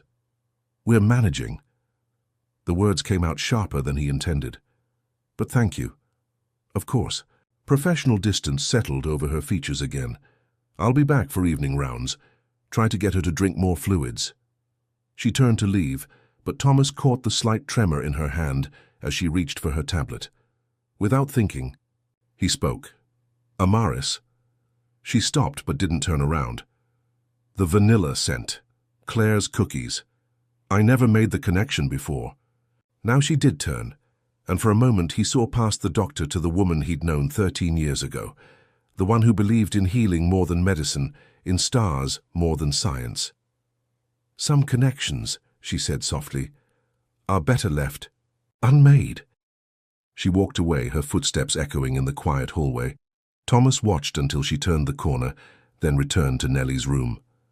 His daughter had dozed off, the book of Pooh still unopened in his lap. Outside the window, morning. Clouds gathered, promising more Vermont rain. Thomas settled into one of the chairs, watching Nellie sleep, thinking about vanilla cookies and star patterns and the way some scents could bridge 13 years of silence. On the whiteboard, Amaris's purple stars twinkled around his daughter's, name forming a constellation of their own, one that mapped paths he'd thought long closed, leading to places he'd tried so hard to forget. Late afternoon sun painted long shadows across room 317's floor when Thomas's phone buzzed. A text from his garage manager read, Henderson's transmission ready for pickup. Everything okay with the kid? Thomas glanced at Nellie, who was finally eating small bites of turkey sandwich between sips of apple juice. Her fever had dropped to 101.2 degree, still concerning but better than the morning's readings. She'd spent most of the day drifting between fitful sleep and quiet periods of drawing with the crayons a nurse had brought. Need to make a quick call, sweetheart, he said, stepping into the hallway. I'll be right outside the door. Reed answered. On the first ring. Boss, how's our girl? Hanging in there. Thomas leaned against the wall, watching nurses move efficiently between rooms. They want to keep her another day at least. Listen, about the Henderson job. Already handled. Told him his car's ready, but you're dealing with family emergency. He was cool about it. Reed paused. Shop's running fine, Thomas. Your mum stopped by, helped with the paperwork. Take care of Nellie. Thomas closed his eyes briefly, grateful for his small but loyal team. The garage had been his father's legacy, and now it supported not just his family but 4 other households. Thanks, Reed. I'll check in tomorrow. Ending the call, he turned to find Amaris approaching, tablet in hand. She wore a different white coat now, this one embroidered with Pediatric Department above her name. Their eyes met, and for a moment, neither moved. Work calling? She asked, her tone carefully neutral. The garage, checking on things. Something flickered across her face. You took over your father's business. 5 years ago. He didn't add that it was right after his father's heart attack, another loss in the string of them. Still on Monroe Street. I know. At his surprised look, she added quickly, It's a small town, Thomas. Hard to miss American Sons when I drive past. Before he could respond, a young nurse hurried up. Dr. Lyle, we need you in 322. Jimmy's fever's spiking again. I'll be right there. To Thomas, she said, I need to check Nellie's latest labs anyway. Give me 15 minutes? He nodded, watching her follow the nurse down the hall. Even in crisis, her movements were graceful, purposeful. Some things hadn't changed. Back in the room, Nellie had finished half her sandwich and was drawing again. Thomas recognized her current artwork, the garage's facade, complete with the faded red brick and the old sign his father had hand-painted decades ago. That's really good, sweetheart, he said, settling beside her. You got the colors just right. It's for Dr. Lyle. Nellie added careful details to the garage doors. She asked what you did, and I told her about fixing cars. She said that was very important work. Thomas's chest tightened. Of course Amaris would say that. She'd always respected practical work, had grown up watching her professor parents dismiss blue-collar jobs while she defended their value. When she returned 14 minutes later, not that he was counting, Amaris carried not just her tablet but also a paper cup of what smelled like honey lemon tea. This might feel good on your throat, Nellie. Nurse's special recipe. While Nellie sipped carefully, Amaris reviewed the latest readings on the monitors. Temperature's improving, but slower than I'd like. Blood pressure's good, though. She made notes, then noticed the drawing. Is that your daddy's garage? Nellie nodded, holding out the paper. It's for you. See, I drew the special red bricks. Thomas watched Amaris accept the drawing, saw how carefully she held it. Her fingers traced the childish rendering of the sign, and for a moment, her professional mask slipped. This is wonderful, Nellie. Thank you. She looked at the details with genuine interest. You know, I drive past this garage sometimes. The old sign always makes me think of... She caught herself glancing at Thomas. It's a landmark in town. Daddy lets me draw with chalk in the empty bay when it's rainy, Nellie said, oblivious to the tension. And sometimes Reed gives me sugar packets from his coffee for my tea parties. Reed still works there. Amaris's question seemed to surprise even her. He never left. Thomas met her eyes. Some people stick with what they believe in. The words hung between them, heavy, with meaning. Amaris's fingers tightened on the drawing slightly, creating small creases she quickly tried to smooth out. Speaking of belief, she said, her voice deliberately light, I believe it's time for your evening medications, Nellie. And then maybe your daddy could read you some more of that book I saw earlier. Pooh Bear, Nellie brightened. We're at the part where they're looking for Eeyore's tail. Ah, a classic mission, Amaris smiled, but Thomas saw the strain around her eyes. I'll have Nurse Whitman bring your medicine. Try to finish that tea, brave girl. It'll help you sleep. She turned to leave, still holding Nellie's drawing. At the door, she paused. Thomas, a word? In the hallway, the evening shift was beginning, bringing a different rhythm to the ward. Amaris led him to a small consultation room, closing the door against the hospital sounds. Her fever pattern concerns me, she said, all business now. I'd like to run one more series of tests tomorrow morning, rule out some underlying factors. Whatever she needs, Amaris nodded, then seemed to remember the drawing in her hand. Oh, I should give this back. Keep it. The word surprised them both. She made it for you. Their fingers brushed as she pulled the paper back, and Thomas felt the same jolt. He'd always felt at her touch. 13 years hadn't changed that, at least. I should check on Jimmy in 322, she said softly. Try to get some rest, Thomas. There's a fold-out cot in Nellie's room. Better than these chairs. She left him standing in the consultation room, the scent of vanilla lingering in the air. Through the window, he could see the sun setting behind Burlington's modest skyline, painting the clouds in shades of amber and rose. When he returned to room 317, Nellie was already drowsy from her medicine, Pooh Bear waiting patiently on her lap. Daddy, do you think Dr. Lyle will hang my drawing in her office, like my pictures at home? Thomas thought of Amaris's office wall, covered in children's artwork. Thought of how carefully she'd held Nellie's drawing, how her fingers had traced the old garage sign. I think she'll find the perfect spot for it, sweetheart. Later that night, after Nellie had fallen asleep to stories of the 100-acre wood, Thomas stood at the window watching Burlington's lights twinkle like earthbound stars. Somewhere in this hospital, a pediatrician was probably looking at a crayon drawing of a garage, remembering summer evenings spent on a worn wooden bench outside that same building, sharing dreams that had seemed so possible then. And in her sleep, Nellie smiled, dreaming perhaps of honeypots and lost tales, unaware that her simple gift had cracked open another piece of her father's carefully guarded heart. Morning rounds brought unwelcome news. Thomas stood by Nellie's bed, his hand resting protectively on her shoulder as Dr. Preston delivered the update. The latest blood work shows elevated inflammatory markers, he explained, gesturing to charts, on his tablet. Dr. Lyle's suspicions were correct. There's something we're missing." Nellie dozed fitfully, her cheeks flushed with fever despite the medications. The overnight nurse had braided her hair into 2 neat plaits to keep it off her neck, making her look even smaller against the hospital pillows. "What's the next step?" Thomas asked, his voice steady despite the fear churning in his stomach. "We'd like to do an MRI. Dr. Preston's tone was gentle but firm. Dr. Lyle suggested it might help us identify any underlying inflammation. She'll be here shortly to explain the procedure."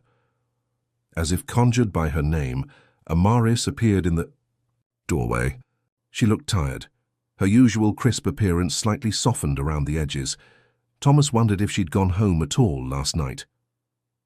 "I hear my patient's being stubborn," she said, moving to Nellie's bedside. The girl stirred at her voice, blinking owlishly. "Dr. Lyle." Nellie's voice was scratchy. "I don't feel good." "I know, brave girl." Amaris pressed her palm to Nellie's forehead, a gesture so maternal it made Thomas's chest ache. "That's why we're going to take some special pictures of you today, like an adventure into space with a big machine that looks like a spaceship." Nellie's eyes widened. "A real spaceship?" "Well, it makes sounds like one." Amaris smiled, but Thomas caught the worry in her eyes. "We'll even give you special headphones to wear, just like an astronaut." After Dr. Preston left, Amaris stayed to explain the procedure to Thomas. Her voice was professional, but he noticed how she kept one hand near Nellie's, offering silent comfort. "The MRI will take about 40 minutes, she said. "One of us will be monitoring the entire time. We've scheduled it for—" She checked her watch, a simple silver piece he remembered giving her for her medical school graduation. His throat tightened. She still wore it. 2 hours, she continued, apparently unaware of his reaction. "Nothing to eat or drink until then. I know it's hard, but—" "My throat hurts," Nellie whimpered, interrupting them. Amaris's response was immediate. She reached for the cooling cloth by the bed, gently dabbing Nellie's face and neck. "I know, sweetheart. After the pictures, we'll get you something cold to drink. Maybe some of that purple popsicle I saw in the nurse's freezer." Thomas watched, them struck by how natural they looked together. Amaris had always been good with children. It was why she'd chosen pediatrics. But this was different. This was his daughter, and somehow that made it both better and infinitely more complicated. "I should call my mother," he said, needing a moment to collect himself. "Update her." Amaris nodded, still focused on Nellie. "Use the consultation. Room down the hall. More privacy." The consultation room was empty, morning sun streaming through its single window. Thomas pulled out his phone, but instead of calling immediately, he leaned against the wall, closing his eyes. A soft knock made him turn. Amaris stood in the doorway, hesitating. "Sorry. I thought you'd want to know. Nellie's asking for her mother's photo, the one in your wallet." The request hit him like a physical blow. Nellie rarely asked to see Claire's picture anymore. She must be really scared. "It's normal." Amaris stepped into the room, letting the door close behind her. Children often seek comfort in memories when they're feeling vulnerable. Even memories they're not sure are real. Thomas pulled out his wallet, carefully extracting the worn photograph. Claire smiled up at them, forever frozen in a summer moment 3 months before the accident. She sat on their porch swing, laughing at something, off camera. "She was beautiful," Amaris said softly. "She was kind." The words came unbidden. "You would have liked her." A loaded silence filled the room. Finally, Amaris spoke. "I've treated hundreds of children, Thomas, but watching your daughter fight this fever—" She trailed off, pressing her fingers to her throat, an old nervous habit he remembered well. "Amaris, don't." But her voice lacked its usual professional distance. "I need to maintain boundaries, for Nellie's sake, for everyone's sake." "You're wearing the watch." Her hand dropped from her throat to the silver timepiece. "It's a good watch. It was your graduation gift, and now it's just a watch." But her fingers traced its face gently. "Like that garage is just a building, and vanilla is just a scent, and all those stars we used to—" She stopped abruptly. "Nellie needs her mother's photo." She held out her hand, and Thomas placed the photograph in her palm. Their fingers didn't touch, but somehow the near miss felt more intimate than contact. "I'll make sure she gets it back to you before the MRI, she said, her professional mask slipping back into place. "You should call your mother." She turned to leave, but at the door she paused. "Thomas? That summer day, in the photo. Claire. Looks happy, at peace, hold on to that."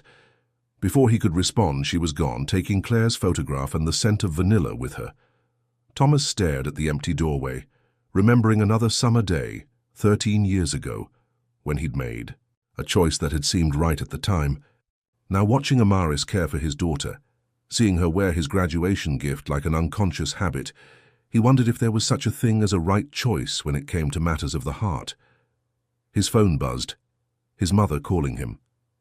Outside the window, a pair of sparrows landed on the sill, going about their morning routine, as if nothing in the world had changed, as if his carefully constructed walls weren't crumbling a little more with each passing hour, as if somewhere down the hall, a pediatrician wasn't looking at a photograph of his late wife while wearing the watch he'd given her when they thought forever was possible.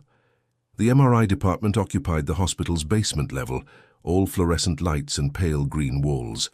Thomas carried Nellie in his arms, her rocket blanket wrapped around her hospital gown, as they followed the technician down the quiet corridor. "Remember what Dr. Lyle said," he murmured into her hair. "It's like a spaceship adventure." Nellie clutched her giraffe tighter. "Will you stay with me?" "Right until they start taking pictures, sweetheart. Then I'll be just outside watching. The whole time." The MRI room was dominated by the massive machine, its circular opening like a portal to another world. Nellie's eyes went wide at the sight, her fingers digging into Thomas's shirt. "Look what we have here." Amaris's voice came from behind them, and Thomas turned to find her holding something in her hands. "Special astronaut headphones, just for you, and see, I added some stars." Sure enough, she decorated the protective headphones with glow-in-the-dark star stickers. The simple gesture made Thomas's throat tight. How many children had she comforted this way? How many small fears had she eased with such thoughtful details? "Pretty," Nellie whispered, reaching for them. The technician, whose name tag read Marlene, stepped forward with a gentle smile. "Should we try them on? They'll protect your ears from the spaceship sounds." While Marlene explained the procedure in child-friendly terms, Amaris moved closer to Thomas. "We'll be monitoring everything," she said softly. "Dr. Preston's reviewing the morning labs now, but I wanted to be here for this." He nodded, unable to speak past the gratitude in his throat. She didn't have to be here. This was technically Dr. Preston's case now, but here she was adding stars to headphones at 7 in the morning. "Okay, brave girl," Marlene said. "Time to lie down. Dad can stay until we're ready to start." Thomas helped Nellie onto the narrow bed, tucking the rocket blanket around her legs. "Remember what we practiced, staying super still like a statue."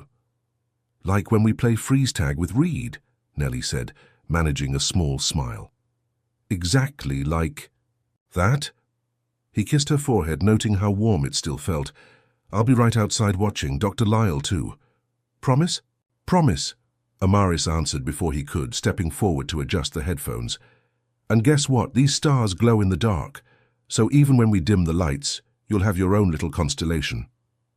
Eventually, they had to step out, leaving Nellie lying small and brave on the MRI bed. In the control room, Thomas watched through the observation window as the machine hummed to life. Marlene's voice came through the intercom, gentle and encouraging. "You're doing great, Nellie. Remember, it's just your spaceship taking pictures." Thomas pressed his palm against the glass, fighting the urge to rush back in and gather his daughter into his arms. He felt more than saw Amaris step up beside him. "She's handling it well," she said, her eyes fixed on the monitors. "Better than many adults. She's stronger than I am." The words slipped out before he could stop them. Amaris was quiet for a moment, watching the images start to appear on the screens. Children often are. They haven't learned to overthink things yet. The MRI's rhythmic thumping filled the room, a mechanical heartbeat counting out the minutes. Thomas found himself matching his breathing to it, the way he used to time engine repairs to the ticking of his father's old shop clock. "Thomas?" Amaris's voice was carefully neutral. "When Nellie gets sick, does she always spike fevers like this?" He turned to look at her, caught the careful way she wasn't quite meeting his eyes. Sometimes. Claire was the same way. Her mother, too, apparently. Has anyone ever tested for... She trailed off, then tried again.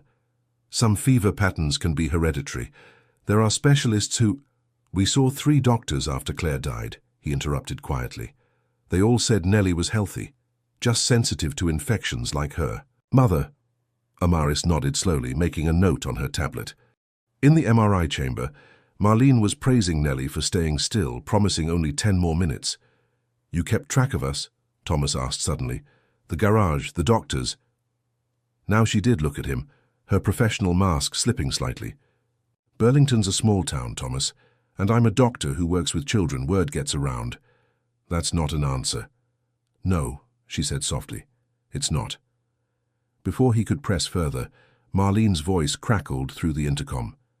Dr. Lyle, you might want to look at this. They both turned to the monitors, where ghostly images of Nellie's internal landscape appeared in grayscale. Amaris stepped closer, her finger tracing something on the screen that Thomas couldn't interpret. There, she murmured. Send that sequence. To Dr. Preston immediately. What is it? Thomas's heart hammered against his ribs. Possibly nothing. But her voice held a tension he recognized from their med school days when she'd stay up late studying particularly challenging cases. Let's finish the scan, then we'll talk. The remaining minutes stretched like taffy, marked by the machine's steady rhythm and Marlene's gentle encouragement. Finally, the bed began sliding out, bringing Nellie back to them. Thomas rushed to the chamber, reaching his daughter before anyone else. She blinked up at him, brave and tired and so terribly small. Did I do good? She asked as he lifted her. So good, sweetheart.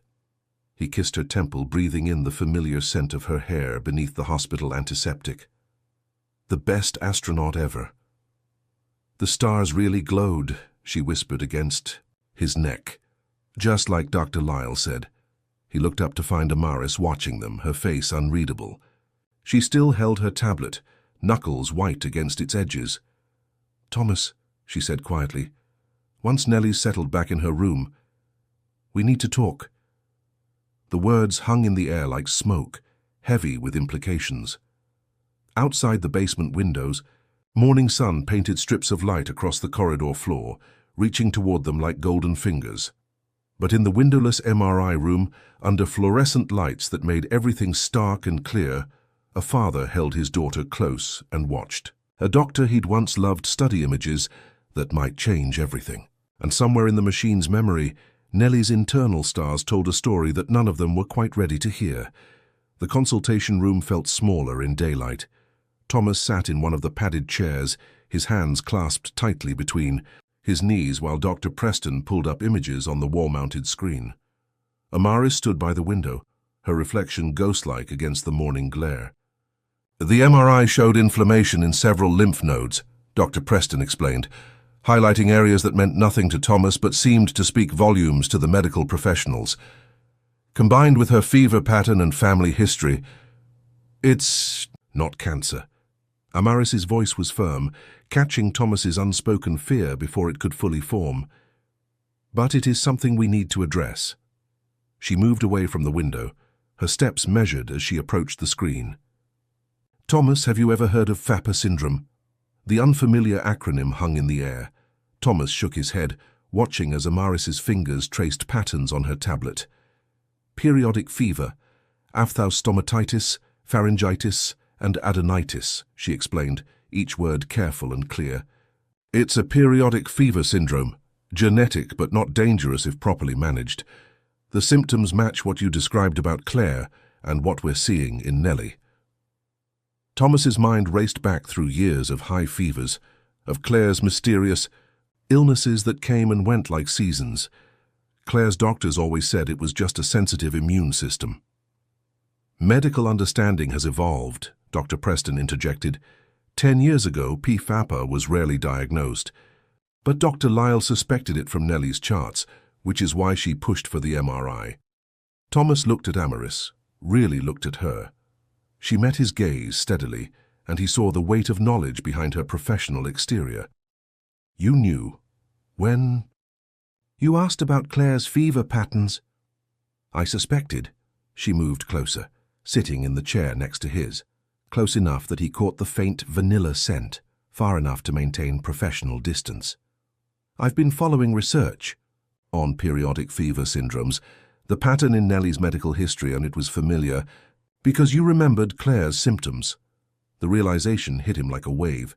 From when you used to tell me about her sick days, Amaris finished softly. Yes, Dr. Preston cleared his throat gently. I'll give you a moment to process this. Dr. Lyle can explain the treatment options. He gathered his tablet and slipped out, leaving them alone with the glowing images and 13 years of unspoken words. It's manageable, Thomas finally asked. Very. Amaris's voice held the quiet confidence he remembered from their med school days. We can predict the fever cycles, prevent some episodes, reduce others.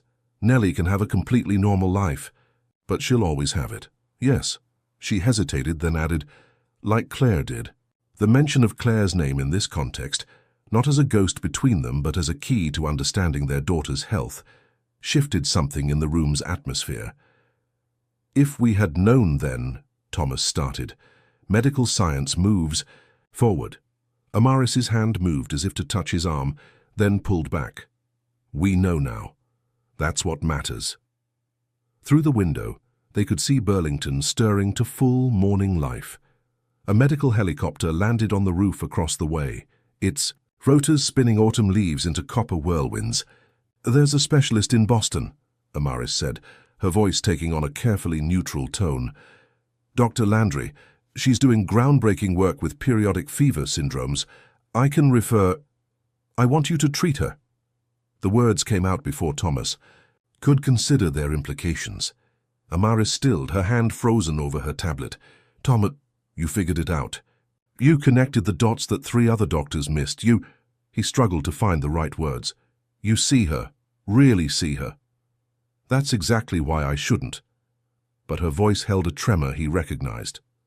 Professional boundaries exist for a reason. Boundaries, he almost laughed. You were my graduation gift. You remember Claire's symptoms from conversations 13 years ago. You put glow-in-the-dark stars on MRI headphones because you knew my daughter would be scared. That's different. That's just... She stood abruptly, moving back to the window. Being thorough, being kind, being you. She pressed her forehead against the cool glass, and Thomas watched her reflection close its eyes. I can't be what you're asking me to be, Thomas. Doctor, friend, whatever this is, it's too complicated. Life is complicated. He stood too, keeping his distance but facing her reflection. Claire taught me that. So did losing her. And now Nellie needs a doctor who can think clearly. Amaris turned, her professional mask slipping just enough to show the storm beneath. Not one who stays up nights reviewing old cases, because she recognized a father's description of his late wife's fever patterns. Not one who... She stopped, pressing her fingers to her throat. Not one who what? Not one who never stopped. The door opened, cutting off her words as a nurse stepped in. Dr. Lyle, the lab results you wanted for room 322 are ready. Thank you. Amaris straightened, composure flowing back like a tide. I'll be right there.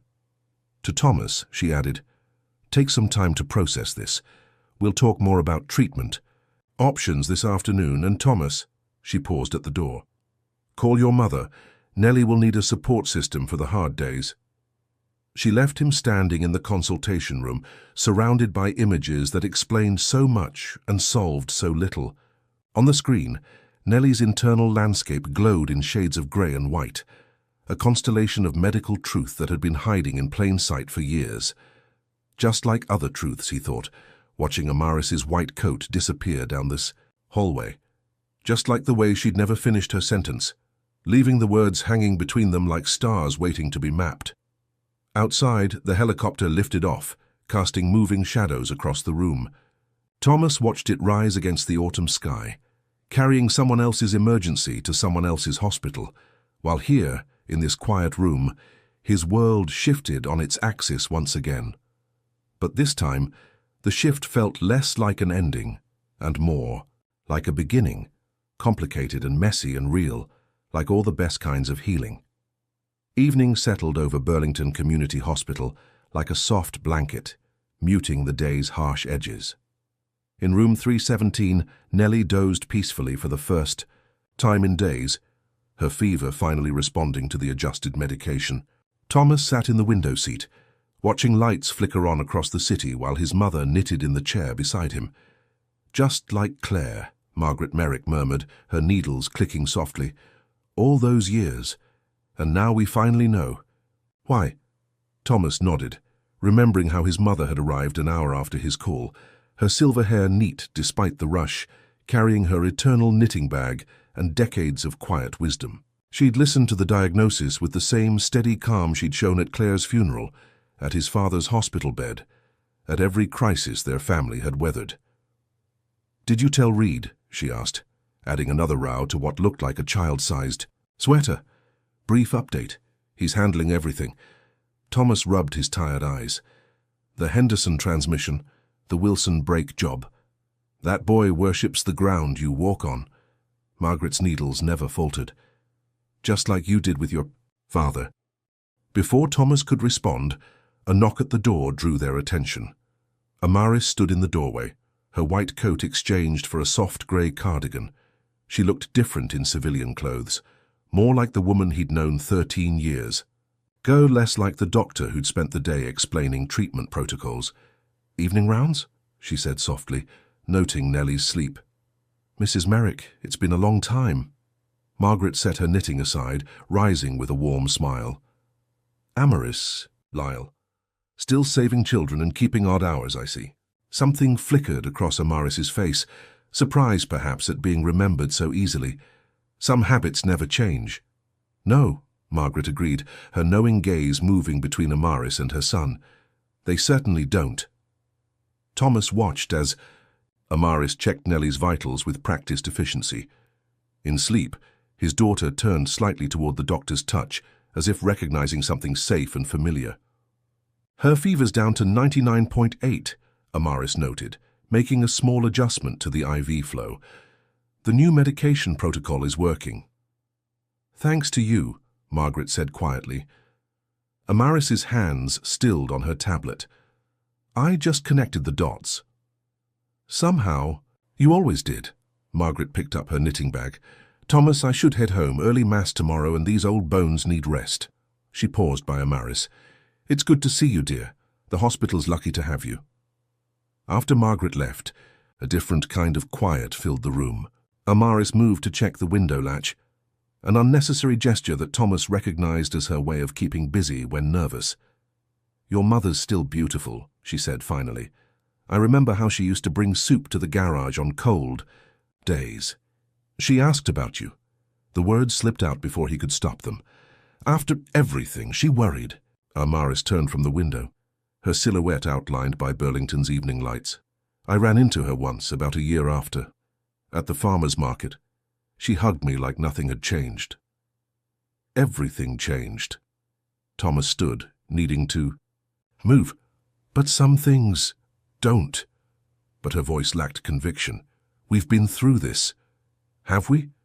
"Because I remember a lot of not talking, a lot of professional distance, a lot of unfinished sentences." She pressed her fingers to her throat, and the familiar gesture made his chest ache. "What do you want me to say, Thomas? That I recognized Claire's symptoms because I memorized every word you ever told me about her? That I requested to be Nellie's consulting physician because I couldn't bear the thought of another doctor missing something? That I—" A small sound from the bed stopped her. Nellie stirred, mumbling something about stars before settling back to sleep. Amaris moved to smooth the blanket, her hands gentle.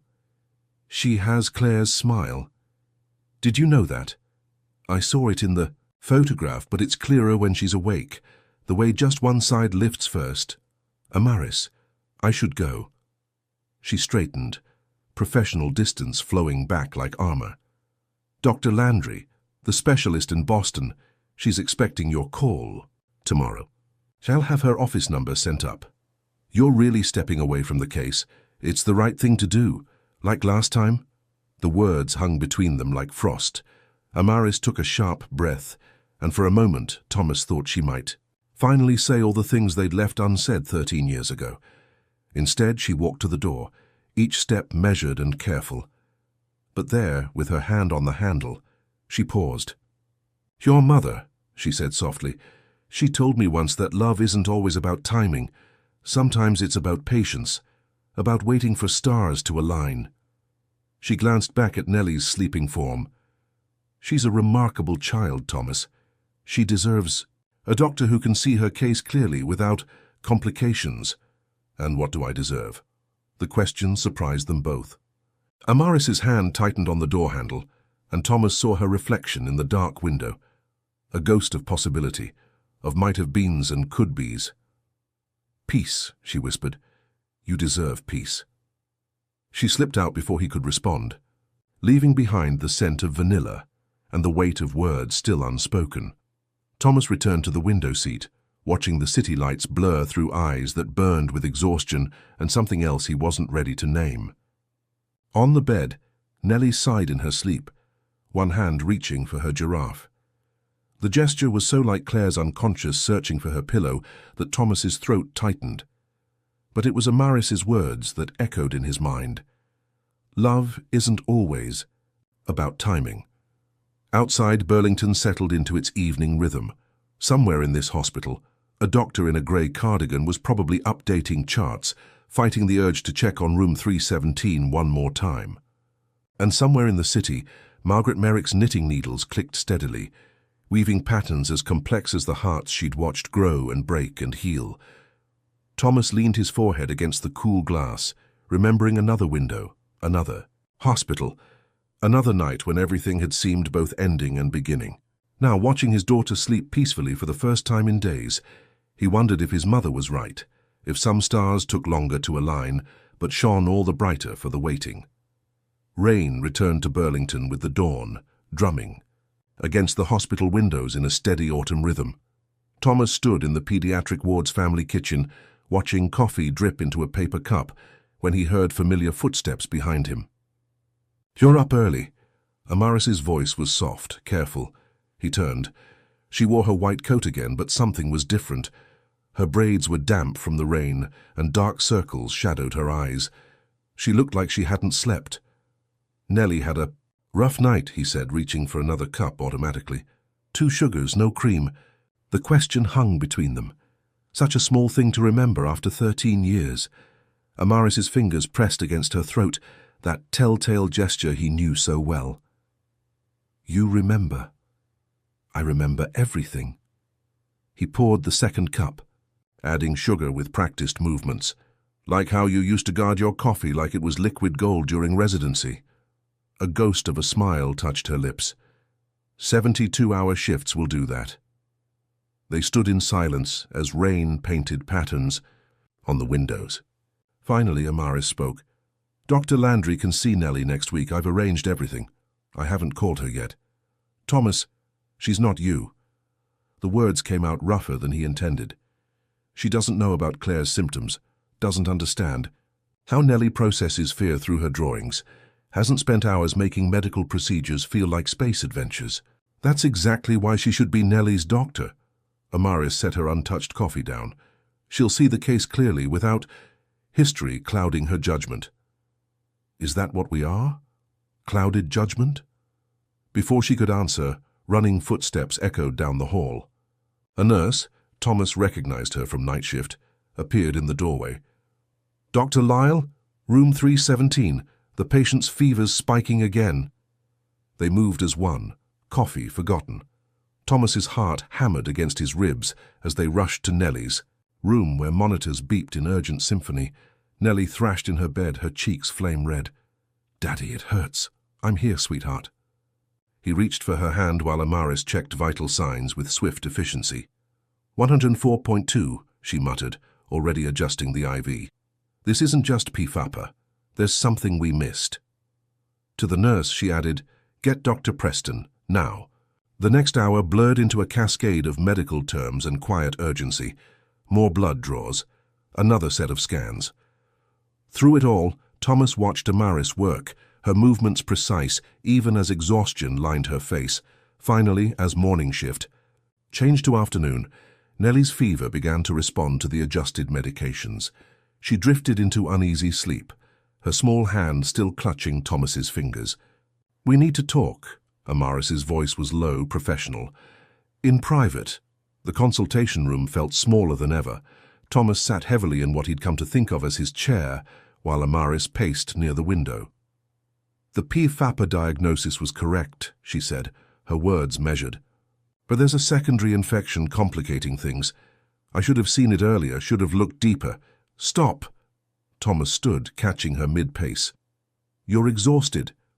When was the last time you slept?" She pulled away, but not before. He felt her tremble. "That's not relevant." "It is when you're treating my daughter." "I'm not treating her anymore. Dr. Preston is coordinating with Dr. Landry, and I'm running away." The words tasted bitter. "Like I did?" Amaris went still. Outside, the rain intensified, drumming against the windows like urgent fingers. "That's not fair," she whispered. "None of this is fair. It wasn't fair 13 years ago when I found out Claire was pregnant and ran from the best thing in my life. It wasn't fair when Claire died and left me trying to raise our daughter alone. And it's not fair now watching you fight sleep and guilt because you care too much to step away but you're too afraid to stay." Afraid? Now she did turn, and he saw tears in her eyes. "You think this is about fear? I spent 13 years building, a life after you left. 13 years becoming the kind of doctor who puts patients first, who maintains boundaries, who doesn't let personal feelings cloud her judgment. And how's that working out?" She laughed, a broken sound. "Look at me, Thomas. I haven't slept because I've been reviewing every test result, every symptom, terrified I missed something else. I put stars on medical equipment. I remember coffee preferences from another lifetime. I keep your graduation gift on my wrist like some kind of—" She stopped, pressing both hands to her face. "Like what?" "Like a promise." The words were muffled. "A promise I made to myself that I'd never need anyone that much again." Thomas moved closer, close enough to catch the vanilla scent that had haunted his dreams for 13 years. "Amaris, don't." But she didn't step away. "Please, I can't—" "Can't what? Care? Too late. Can't stay? You never left. Not really. Can't love my daughter? Because you already do. Can't lose you again." The words burst out like breaking glass. I can't watch you walk away twice." The rain filled the silence that followed, washing the windows like tears. Somewhere in the hospital, monitors beeped and phones rang and life continued its measured pace. But in this room, time seemed to stop as Thomas reached out, his fingers brushing her cheek. "I'm not walking anywhere." Amaris leaned into his touch for just a moment, then straightened. "Nellie needs you." He let his hand fall, but held her gaze. "She needs you, I need—" He stopped, swallowing hard. "I need you to stop pretending professional distance is going to fix what breaking hearts caused." Before she could respond, a knock at the door made them both jump. Dr. Preston stood in the doorway, his face grave. "The new test results are back," he said. "You both should see this." Amaris stepped away from Thomas, doctor's mask sliding back into place, but her hands shook as she reached for her tablet, and when their fingers brushed as they followed Dr. Preston out, neither pulled away. Behind them, the rain continued its steady fall, washing away autumn leaves and old fears, making room for whatever truth waited in those test results, and whatever lay beyond them, in the space where professional distance gave way to matters of the heart. The world reduced itself to the steady beeping of monitors and the soft whir of medical equipment. Thomas sat beside Nellie's bed, holding her small hand while nurses moved efficiently around them, responding to Dr. Preston's quiet orders. Outside, the rain had softened to a gentle mist, turning Burlington's lights into watercolor smudges against the evening sky. "Strep infection," Dr. Preston had explained, pointing to test results that finally told the whole story. "Hidden by the PFAPA symptoms, which is why we missed it initially. The combination triggered a cascade effect. Now watching antibiotics drip steadily into his daughter's IV, Thomas felt the weight of the past 4 days settle into his bones. Nellie slept peacefully, her fever slowly retreating, while across the room, Amaris updated charts with mechanical precision. She hadn't left even after Dr. Preston took over, hadn't stepped away even when the Boston specialist called to consult. Instead, she'd stayed, her white coat like a shield, her professional mask slipping only when she thought no one was watching. Her temperature's down to 100.1, she said now, her voice carefully neutral. The antibiotics are working. Thomas nodded, too exhausted for words. He'd been awake for nearly 30 hours, running on hospital coffee and fear, watching his daughter fight through another night of fever, while the woman he'd never stopped, loving, fought her own battles with professional boundaries and personal truth. "You should rest," Amaris added softly. "Your mother can—" "I'm not leaving." "Thomas." She set down her tablet, and for the first time in hours he saw past the doctor to the woman beneath. "You can't help her if you collapse." "Neither can you." He met her eyes. "When was the last time you slept? Really slept?" She touched her watch and his watch, an unconscious gesture. "That's not relevant," he almost smiled. "Everything's relevant now, isn't it? The watch, the vanilla lotion, the way you remember exactly how Claire's fevers presented 13 years ago because you memorized every word I said about her." "Don't. Why not? We're past professional distance, past pretending this is just another case." He looked at Nellie, at her peaceful face finally free from pain. "You found what other doctors missed because you cared enough to look deeper, because you remembered patterns from conversations 13 years old, because you never really let go. And that's exactly why I should step away." But her voice cracked. "Doctors can't. We can't let personal feelings—" "Daddy?" Nellie's small voice interrupted them. "Is Dr. Lyle leaving?" They both turned. Nellie blinked up at them, her eyes clearer than they'd been in days. Amaris moved to check her vital signs, professional mask back in place, but Nellie caught her hand. "Please don't go, you make the stars glow." Something broke in Amaris's face.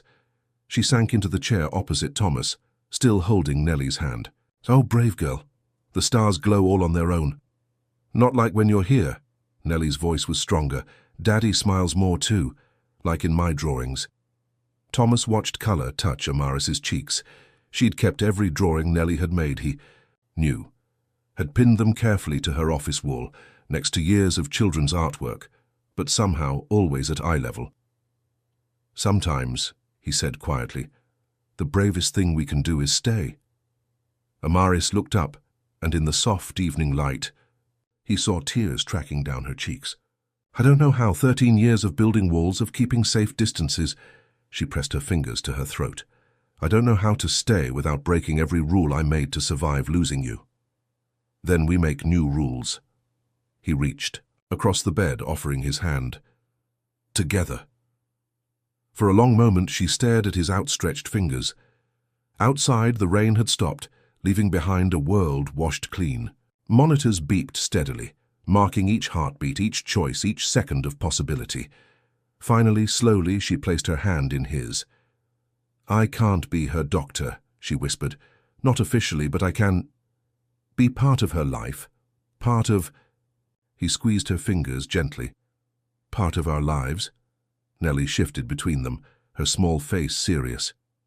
"Like a constellation?" They both turned to her, surprised.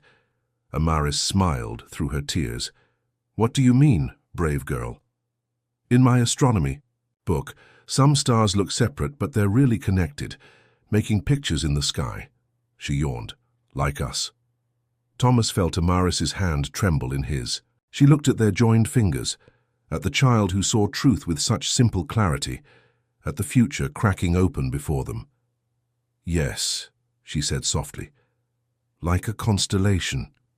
Later that night, after Nellie had drifted back to sleep and night, shift nurses had made their rounds, Thomas and Amaris stood at the window. She'd finally shed her white coat, standing close enough that he could feel her warmth. "Dr. Landry will oversee her PFAPA treatment," she said. "She's the best, but I'll be here, just not as her doctor." "As what?" She turned to face him, and in her eyes he saw 13 years of love and loss and possibility. As someone who never stopped looking for your star pattern in the sky, as someone who kept your watch and your memory and your daughter's drawings because letting go was harder than holding on. She touched his cheek.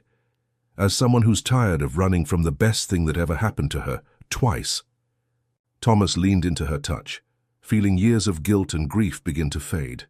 We'll need to take it slow, Nellie.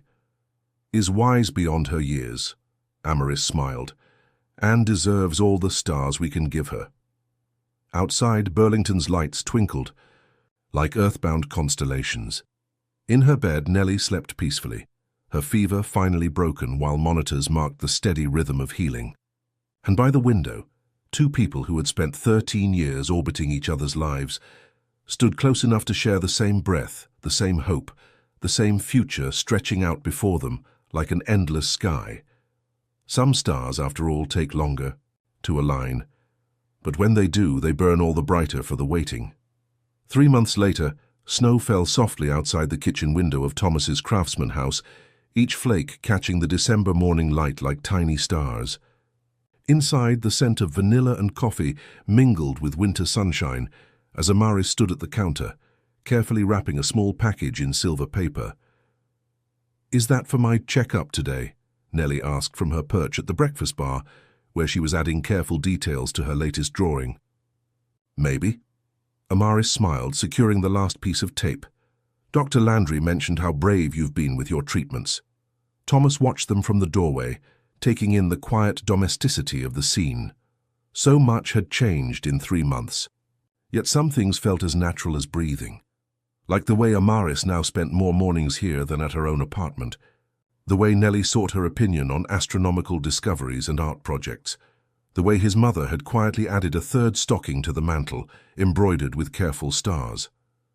"The fever's coming," Nellie said matter-of-factly, not looking up from her drawing. "I can feel it." Amaris moved to feel her forehead, not as a doctor now, but as someone who had learned every pattern of Nellie's condition. 3 more days by the calendar. "Do you want me to call Dr. Landry?" "No, we know what to do." Nellie added a final star to her picture. "And you'll be here." The simple confidence in her voice made Thomas's throat tight. They'd settled into a rhythm with Nellie's P-FAPA episodes, the predictable fever cycles, the medications, the quiet days of recovery. "Doctor." Landry managed her treatment from Boston, but it was Amaris who held Nellie through the worst nights, who knew exactly when to expect each spike, who kept detailed notes in a journal dedicated to tracking patterns, not as her doctor, as family. "Ready for breakfast?" Thomas finally stepped into the kitchen, dropping a kiss on Nellie's head before moving to pour coffee. "Reed's opening the garage this morning." "2 sugars," Amaris reminded him unnecessarily, accepting her cup with a smile that still made his heart skip. She wore one of his old flannel shirts over her jeans, and her braids were loose around her shoulders. So different from the careful professional he'd reconnected with 3 months ago. "Look," Nellie held up her drawing. "It's us." Thomas moved to see better, Amaris warm against his side. The picture showed 3 figures standing under a sky full of stars, but these weren't random dots. They formed clear constellations, carefully labeled in Nellie's improving handwriting. "That's Ursa Major," Nellie pointed, "and that's Cassiopeia. And that one," she indicated a pattern she'd drawn herself. "That's ours, the family star." Amaris's hand found Thomas's, squeezing gently. They'd come so far from that first night in the emergency room, from professional distance and careful boundaries, from the weight of 13 years' silence. "Perfect morning for stargazing," Thomas said, nodding toward the snow outside. "Sky'll be clear tonight." "Can we use the telescope?" Nellie's eyes brightened. "The one Grandma got me?" "Homework first," Amaris reminded her, though her tone was soft. "But yes, if the fever holds off, it will." Nellie's confidence was absolute. The stars know when to wait. Later, after Nellie had left for school and Thomas for the garage, Amaris stood in the living room, adding her own small touches to the holiday decorations Margaret had helped arrange. Her fingers traced the edge of a framed photograph on the mantel, not the old one of Claire, which still held its place of honor, but a new one. In it, Nellie sat between Thomas and Amaris on the porch swing, all three laughing at something, off camera while autumn leaves fell around them. Her phone buzzed, a text from Thomas. "Reed says the coffee maker's broken again. Think you can stand another mechanic's lunch?" Amaris smiled, remembering summer evenings spent on a wooden bench, outside that same garage, sharing dreams and coffee and possibilities. Some patterns, it seemed, were written in the stars long before we recognized their shape. "Always," she typed back. Then, after a moment, "Bringing vanilla cookies this time." She turned back to the window, where snow continued to fall on this quiet Vermont morning. Soon she'd head to the hospital for her shift, where other children needed her professional care and measured distance. But here, in this house that had become home, she could be more than Dr. Lyle. Here she could be part of a constellation that had taken 13 years to find its perfect pattern. Here, finally, all their stars had aligned. What did you learn from this story? Amaris would later ask Nellie during one of their telescope sessions, when the young girl pointed out that some stars only revealed their true patterns after patient observation. "That the best things are worth waiting for," Nellie answered, wise beyond her years. "Like constellations, and family, and love," Amaris thought, watching Thomas adjust the telescope's focus with careful hands. Some loves were written in the stars all along, just waiting for the right moment to shine. Your participation in this channel is very important. Please leave your opinion in the comments. Thank you so much for watching until the end. If you enjoyed this story, don't forget to subscribe to the channel, leave a like, and comment your thoughts. Your participation is very important to us. See you next time.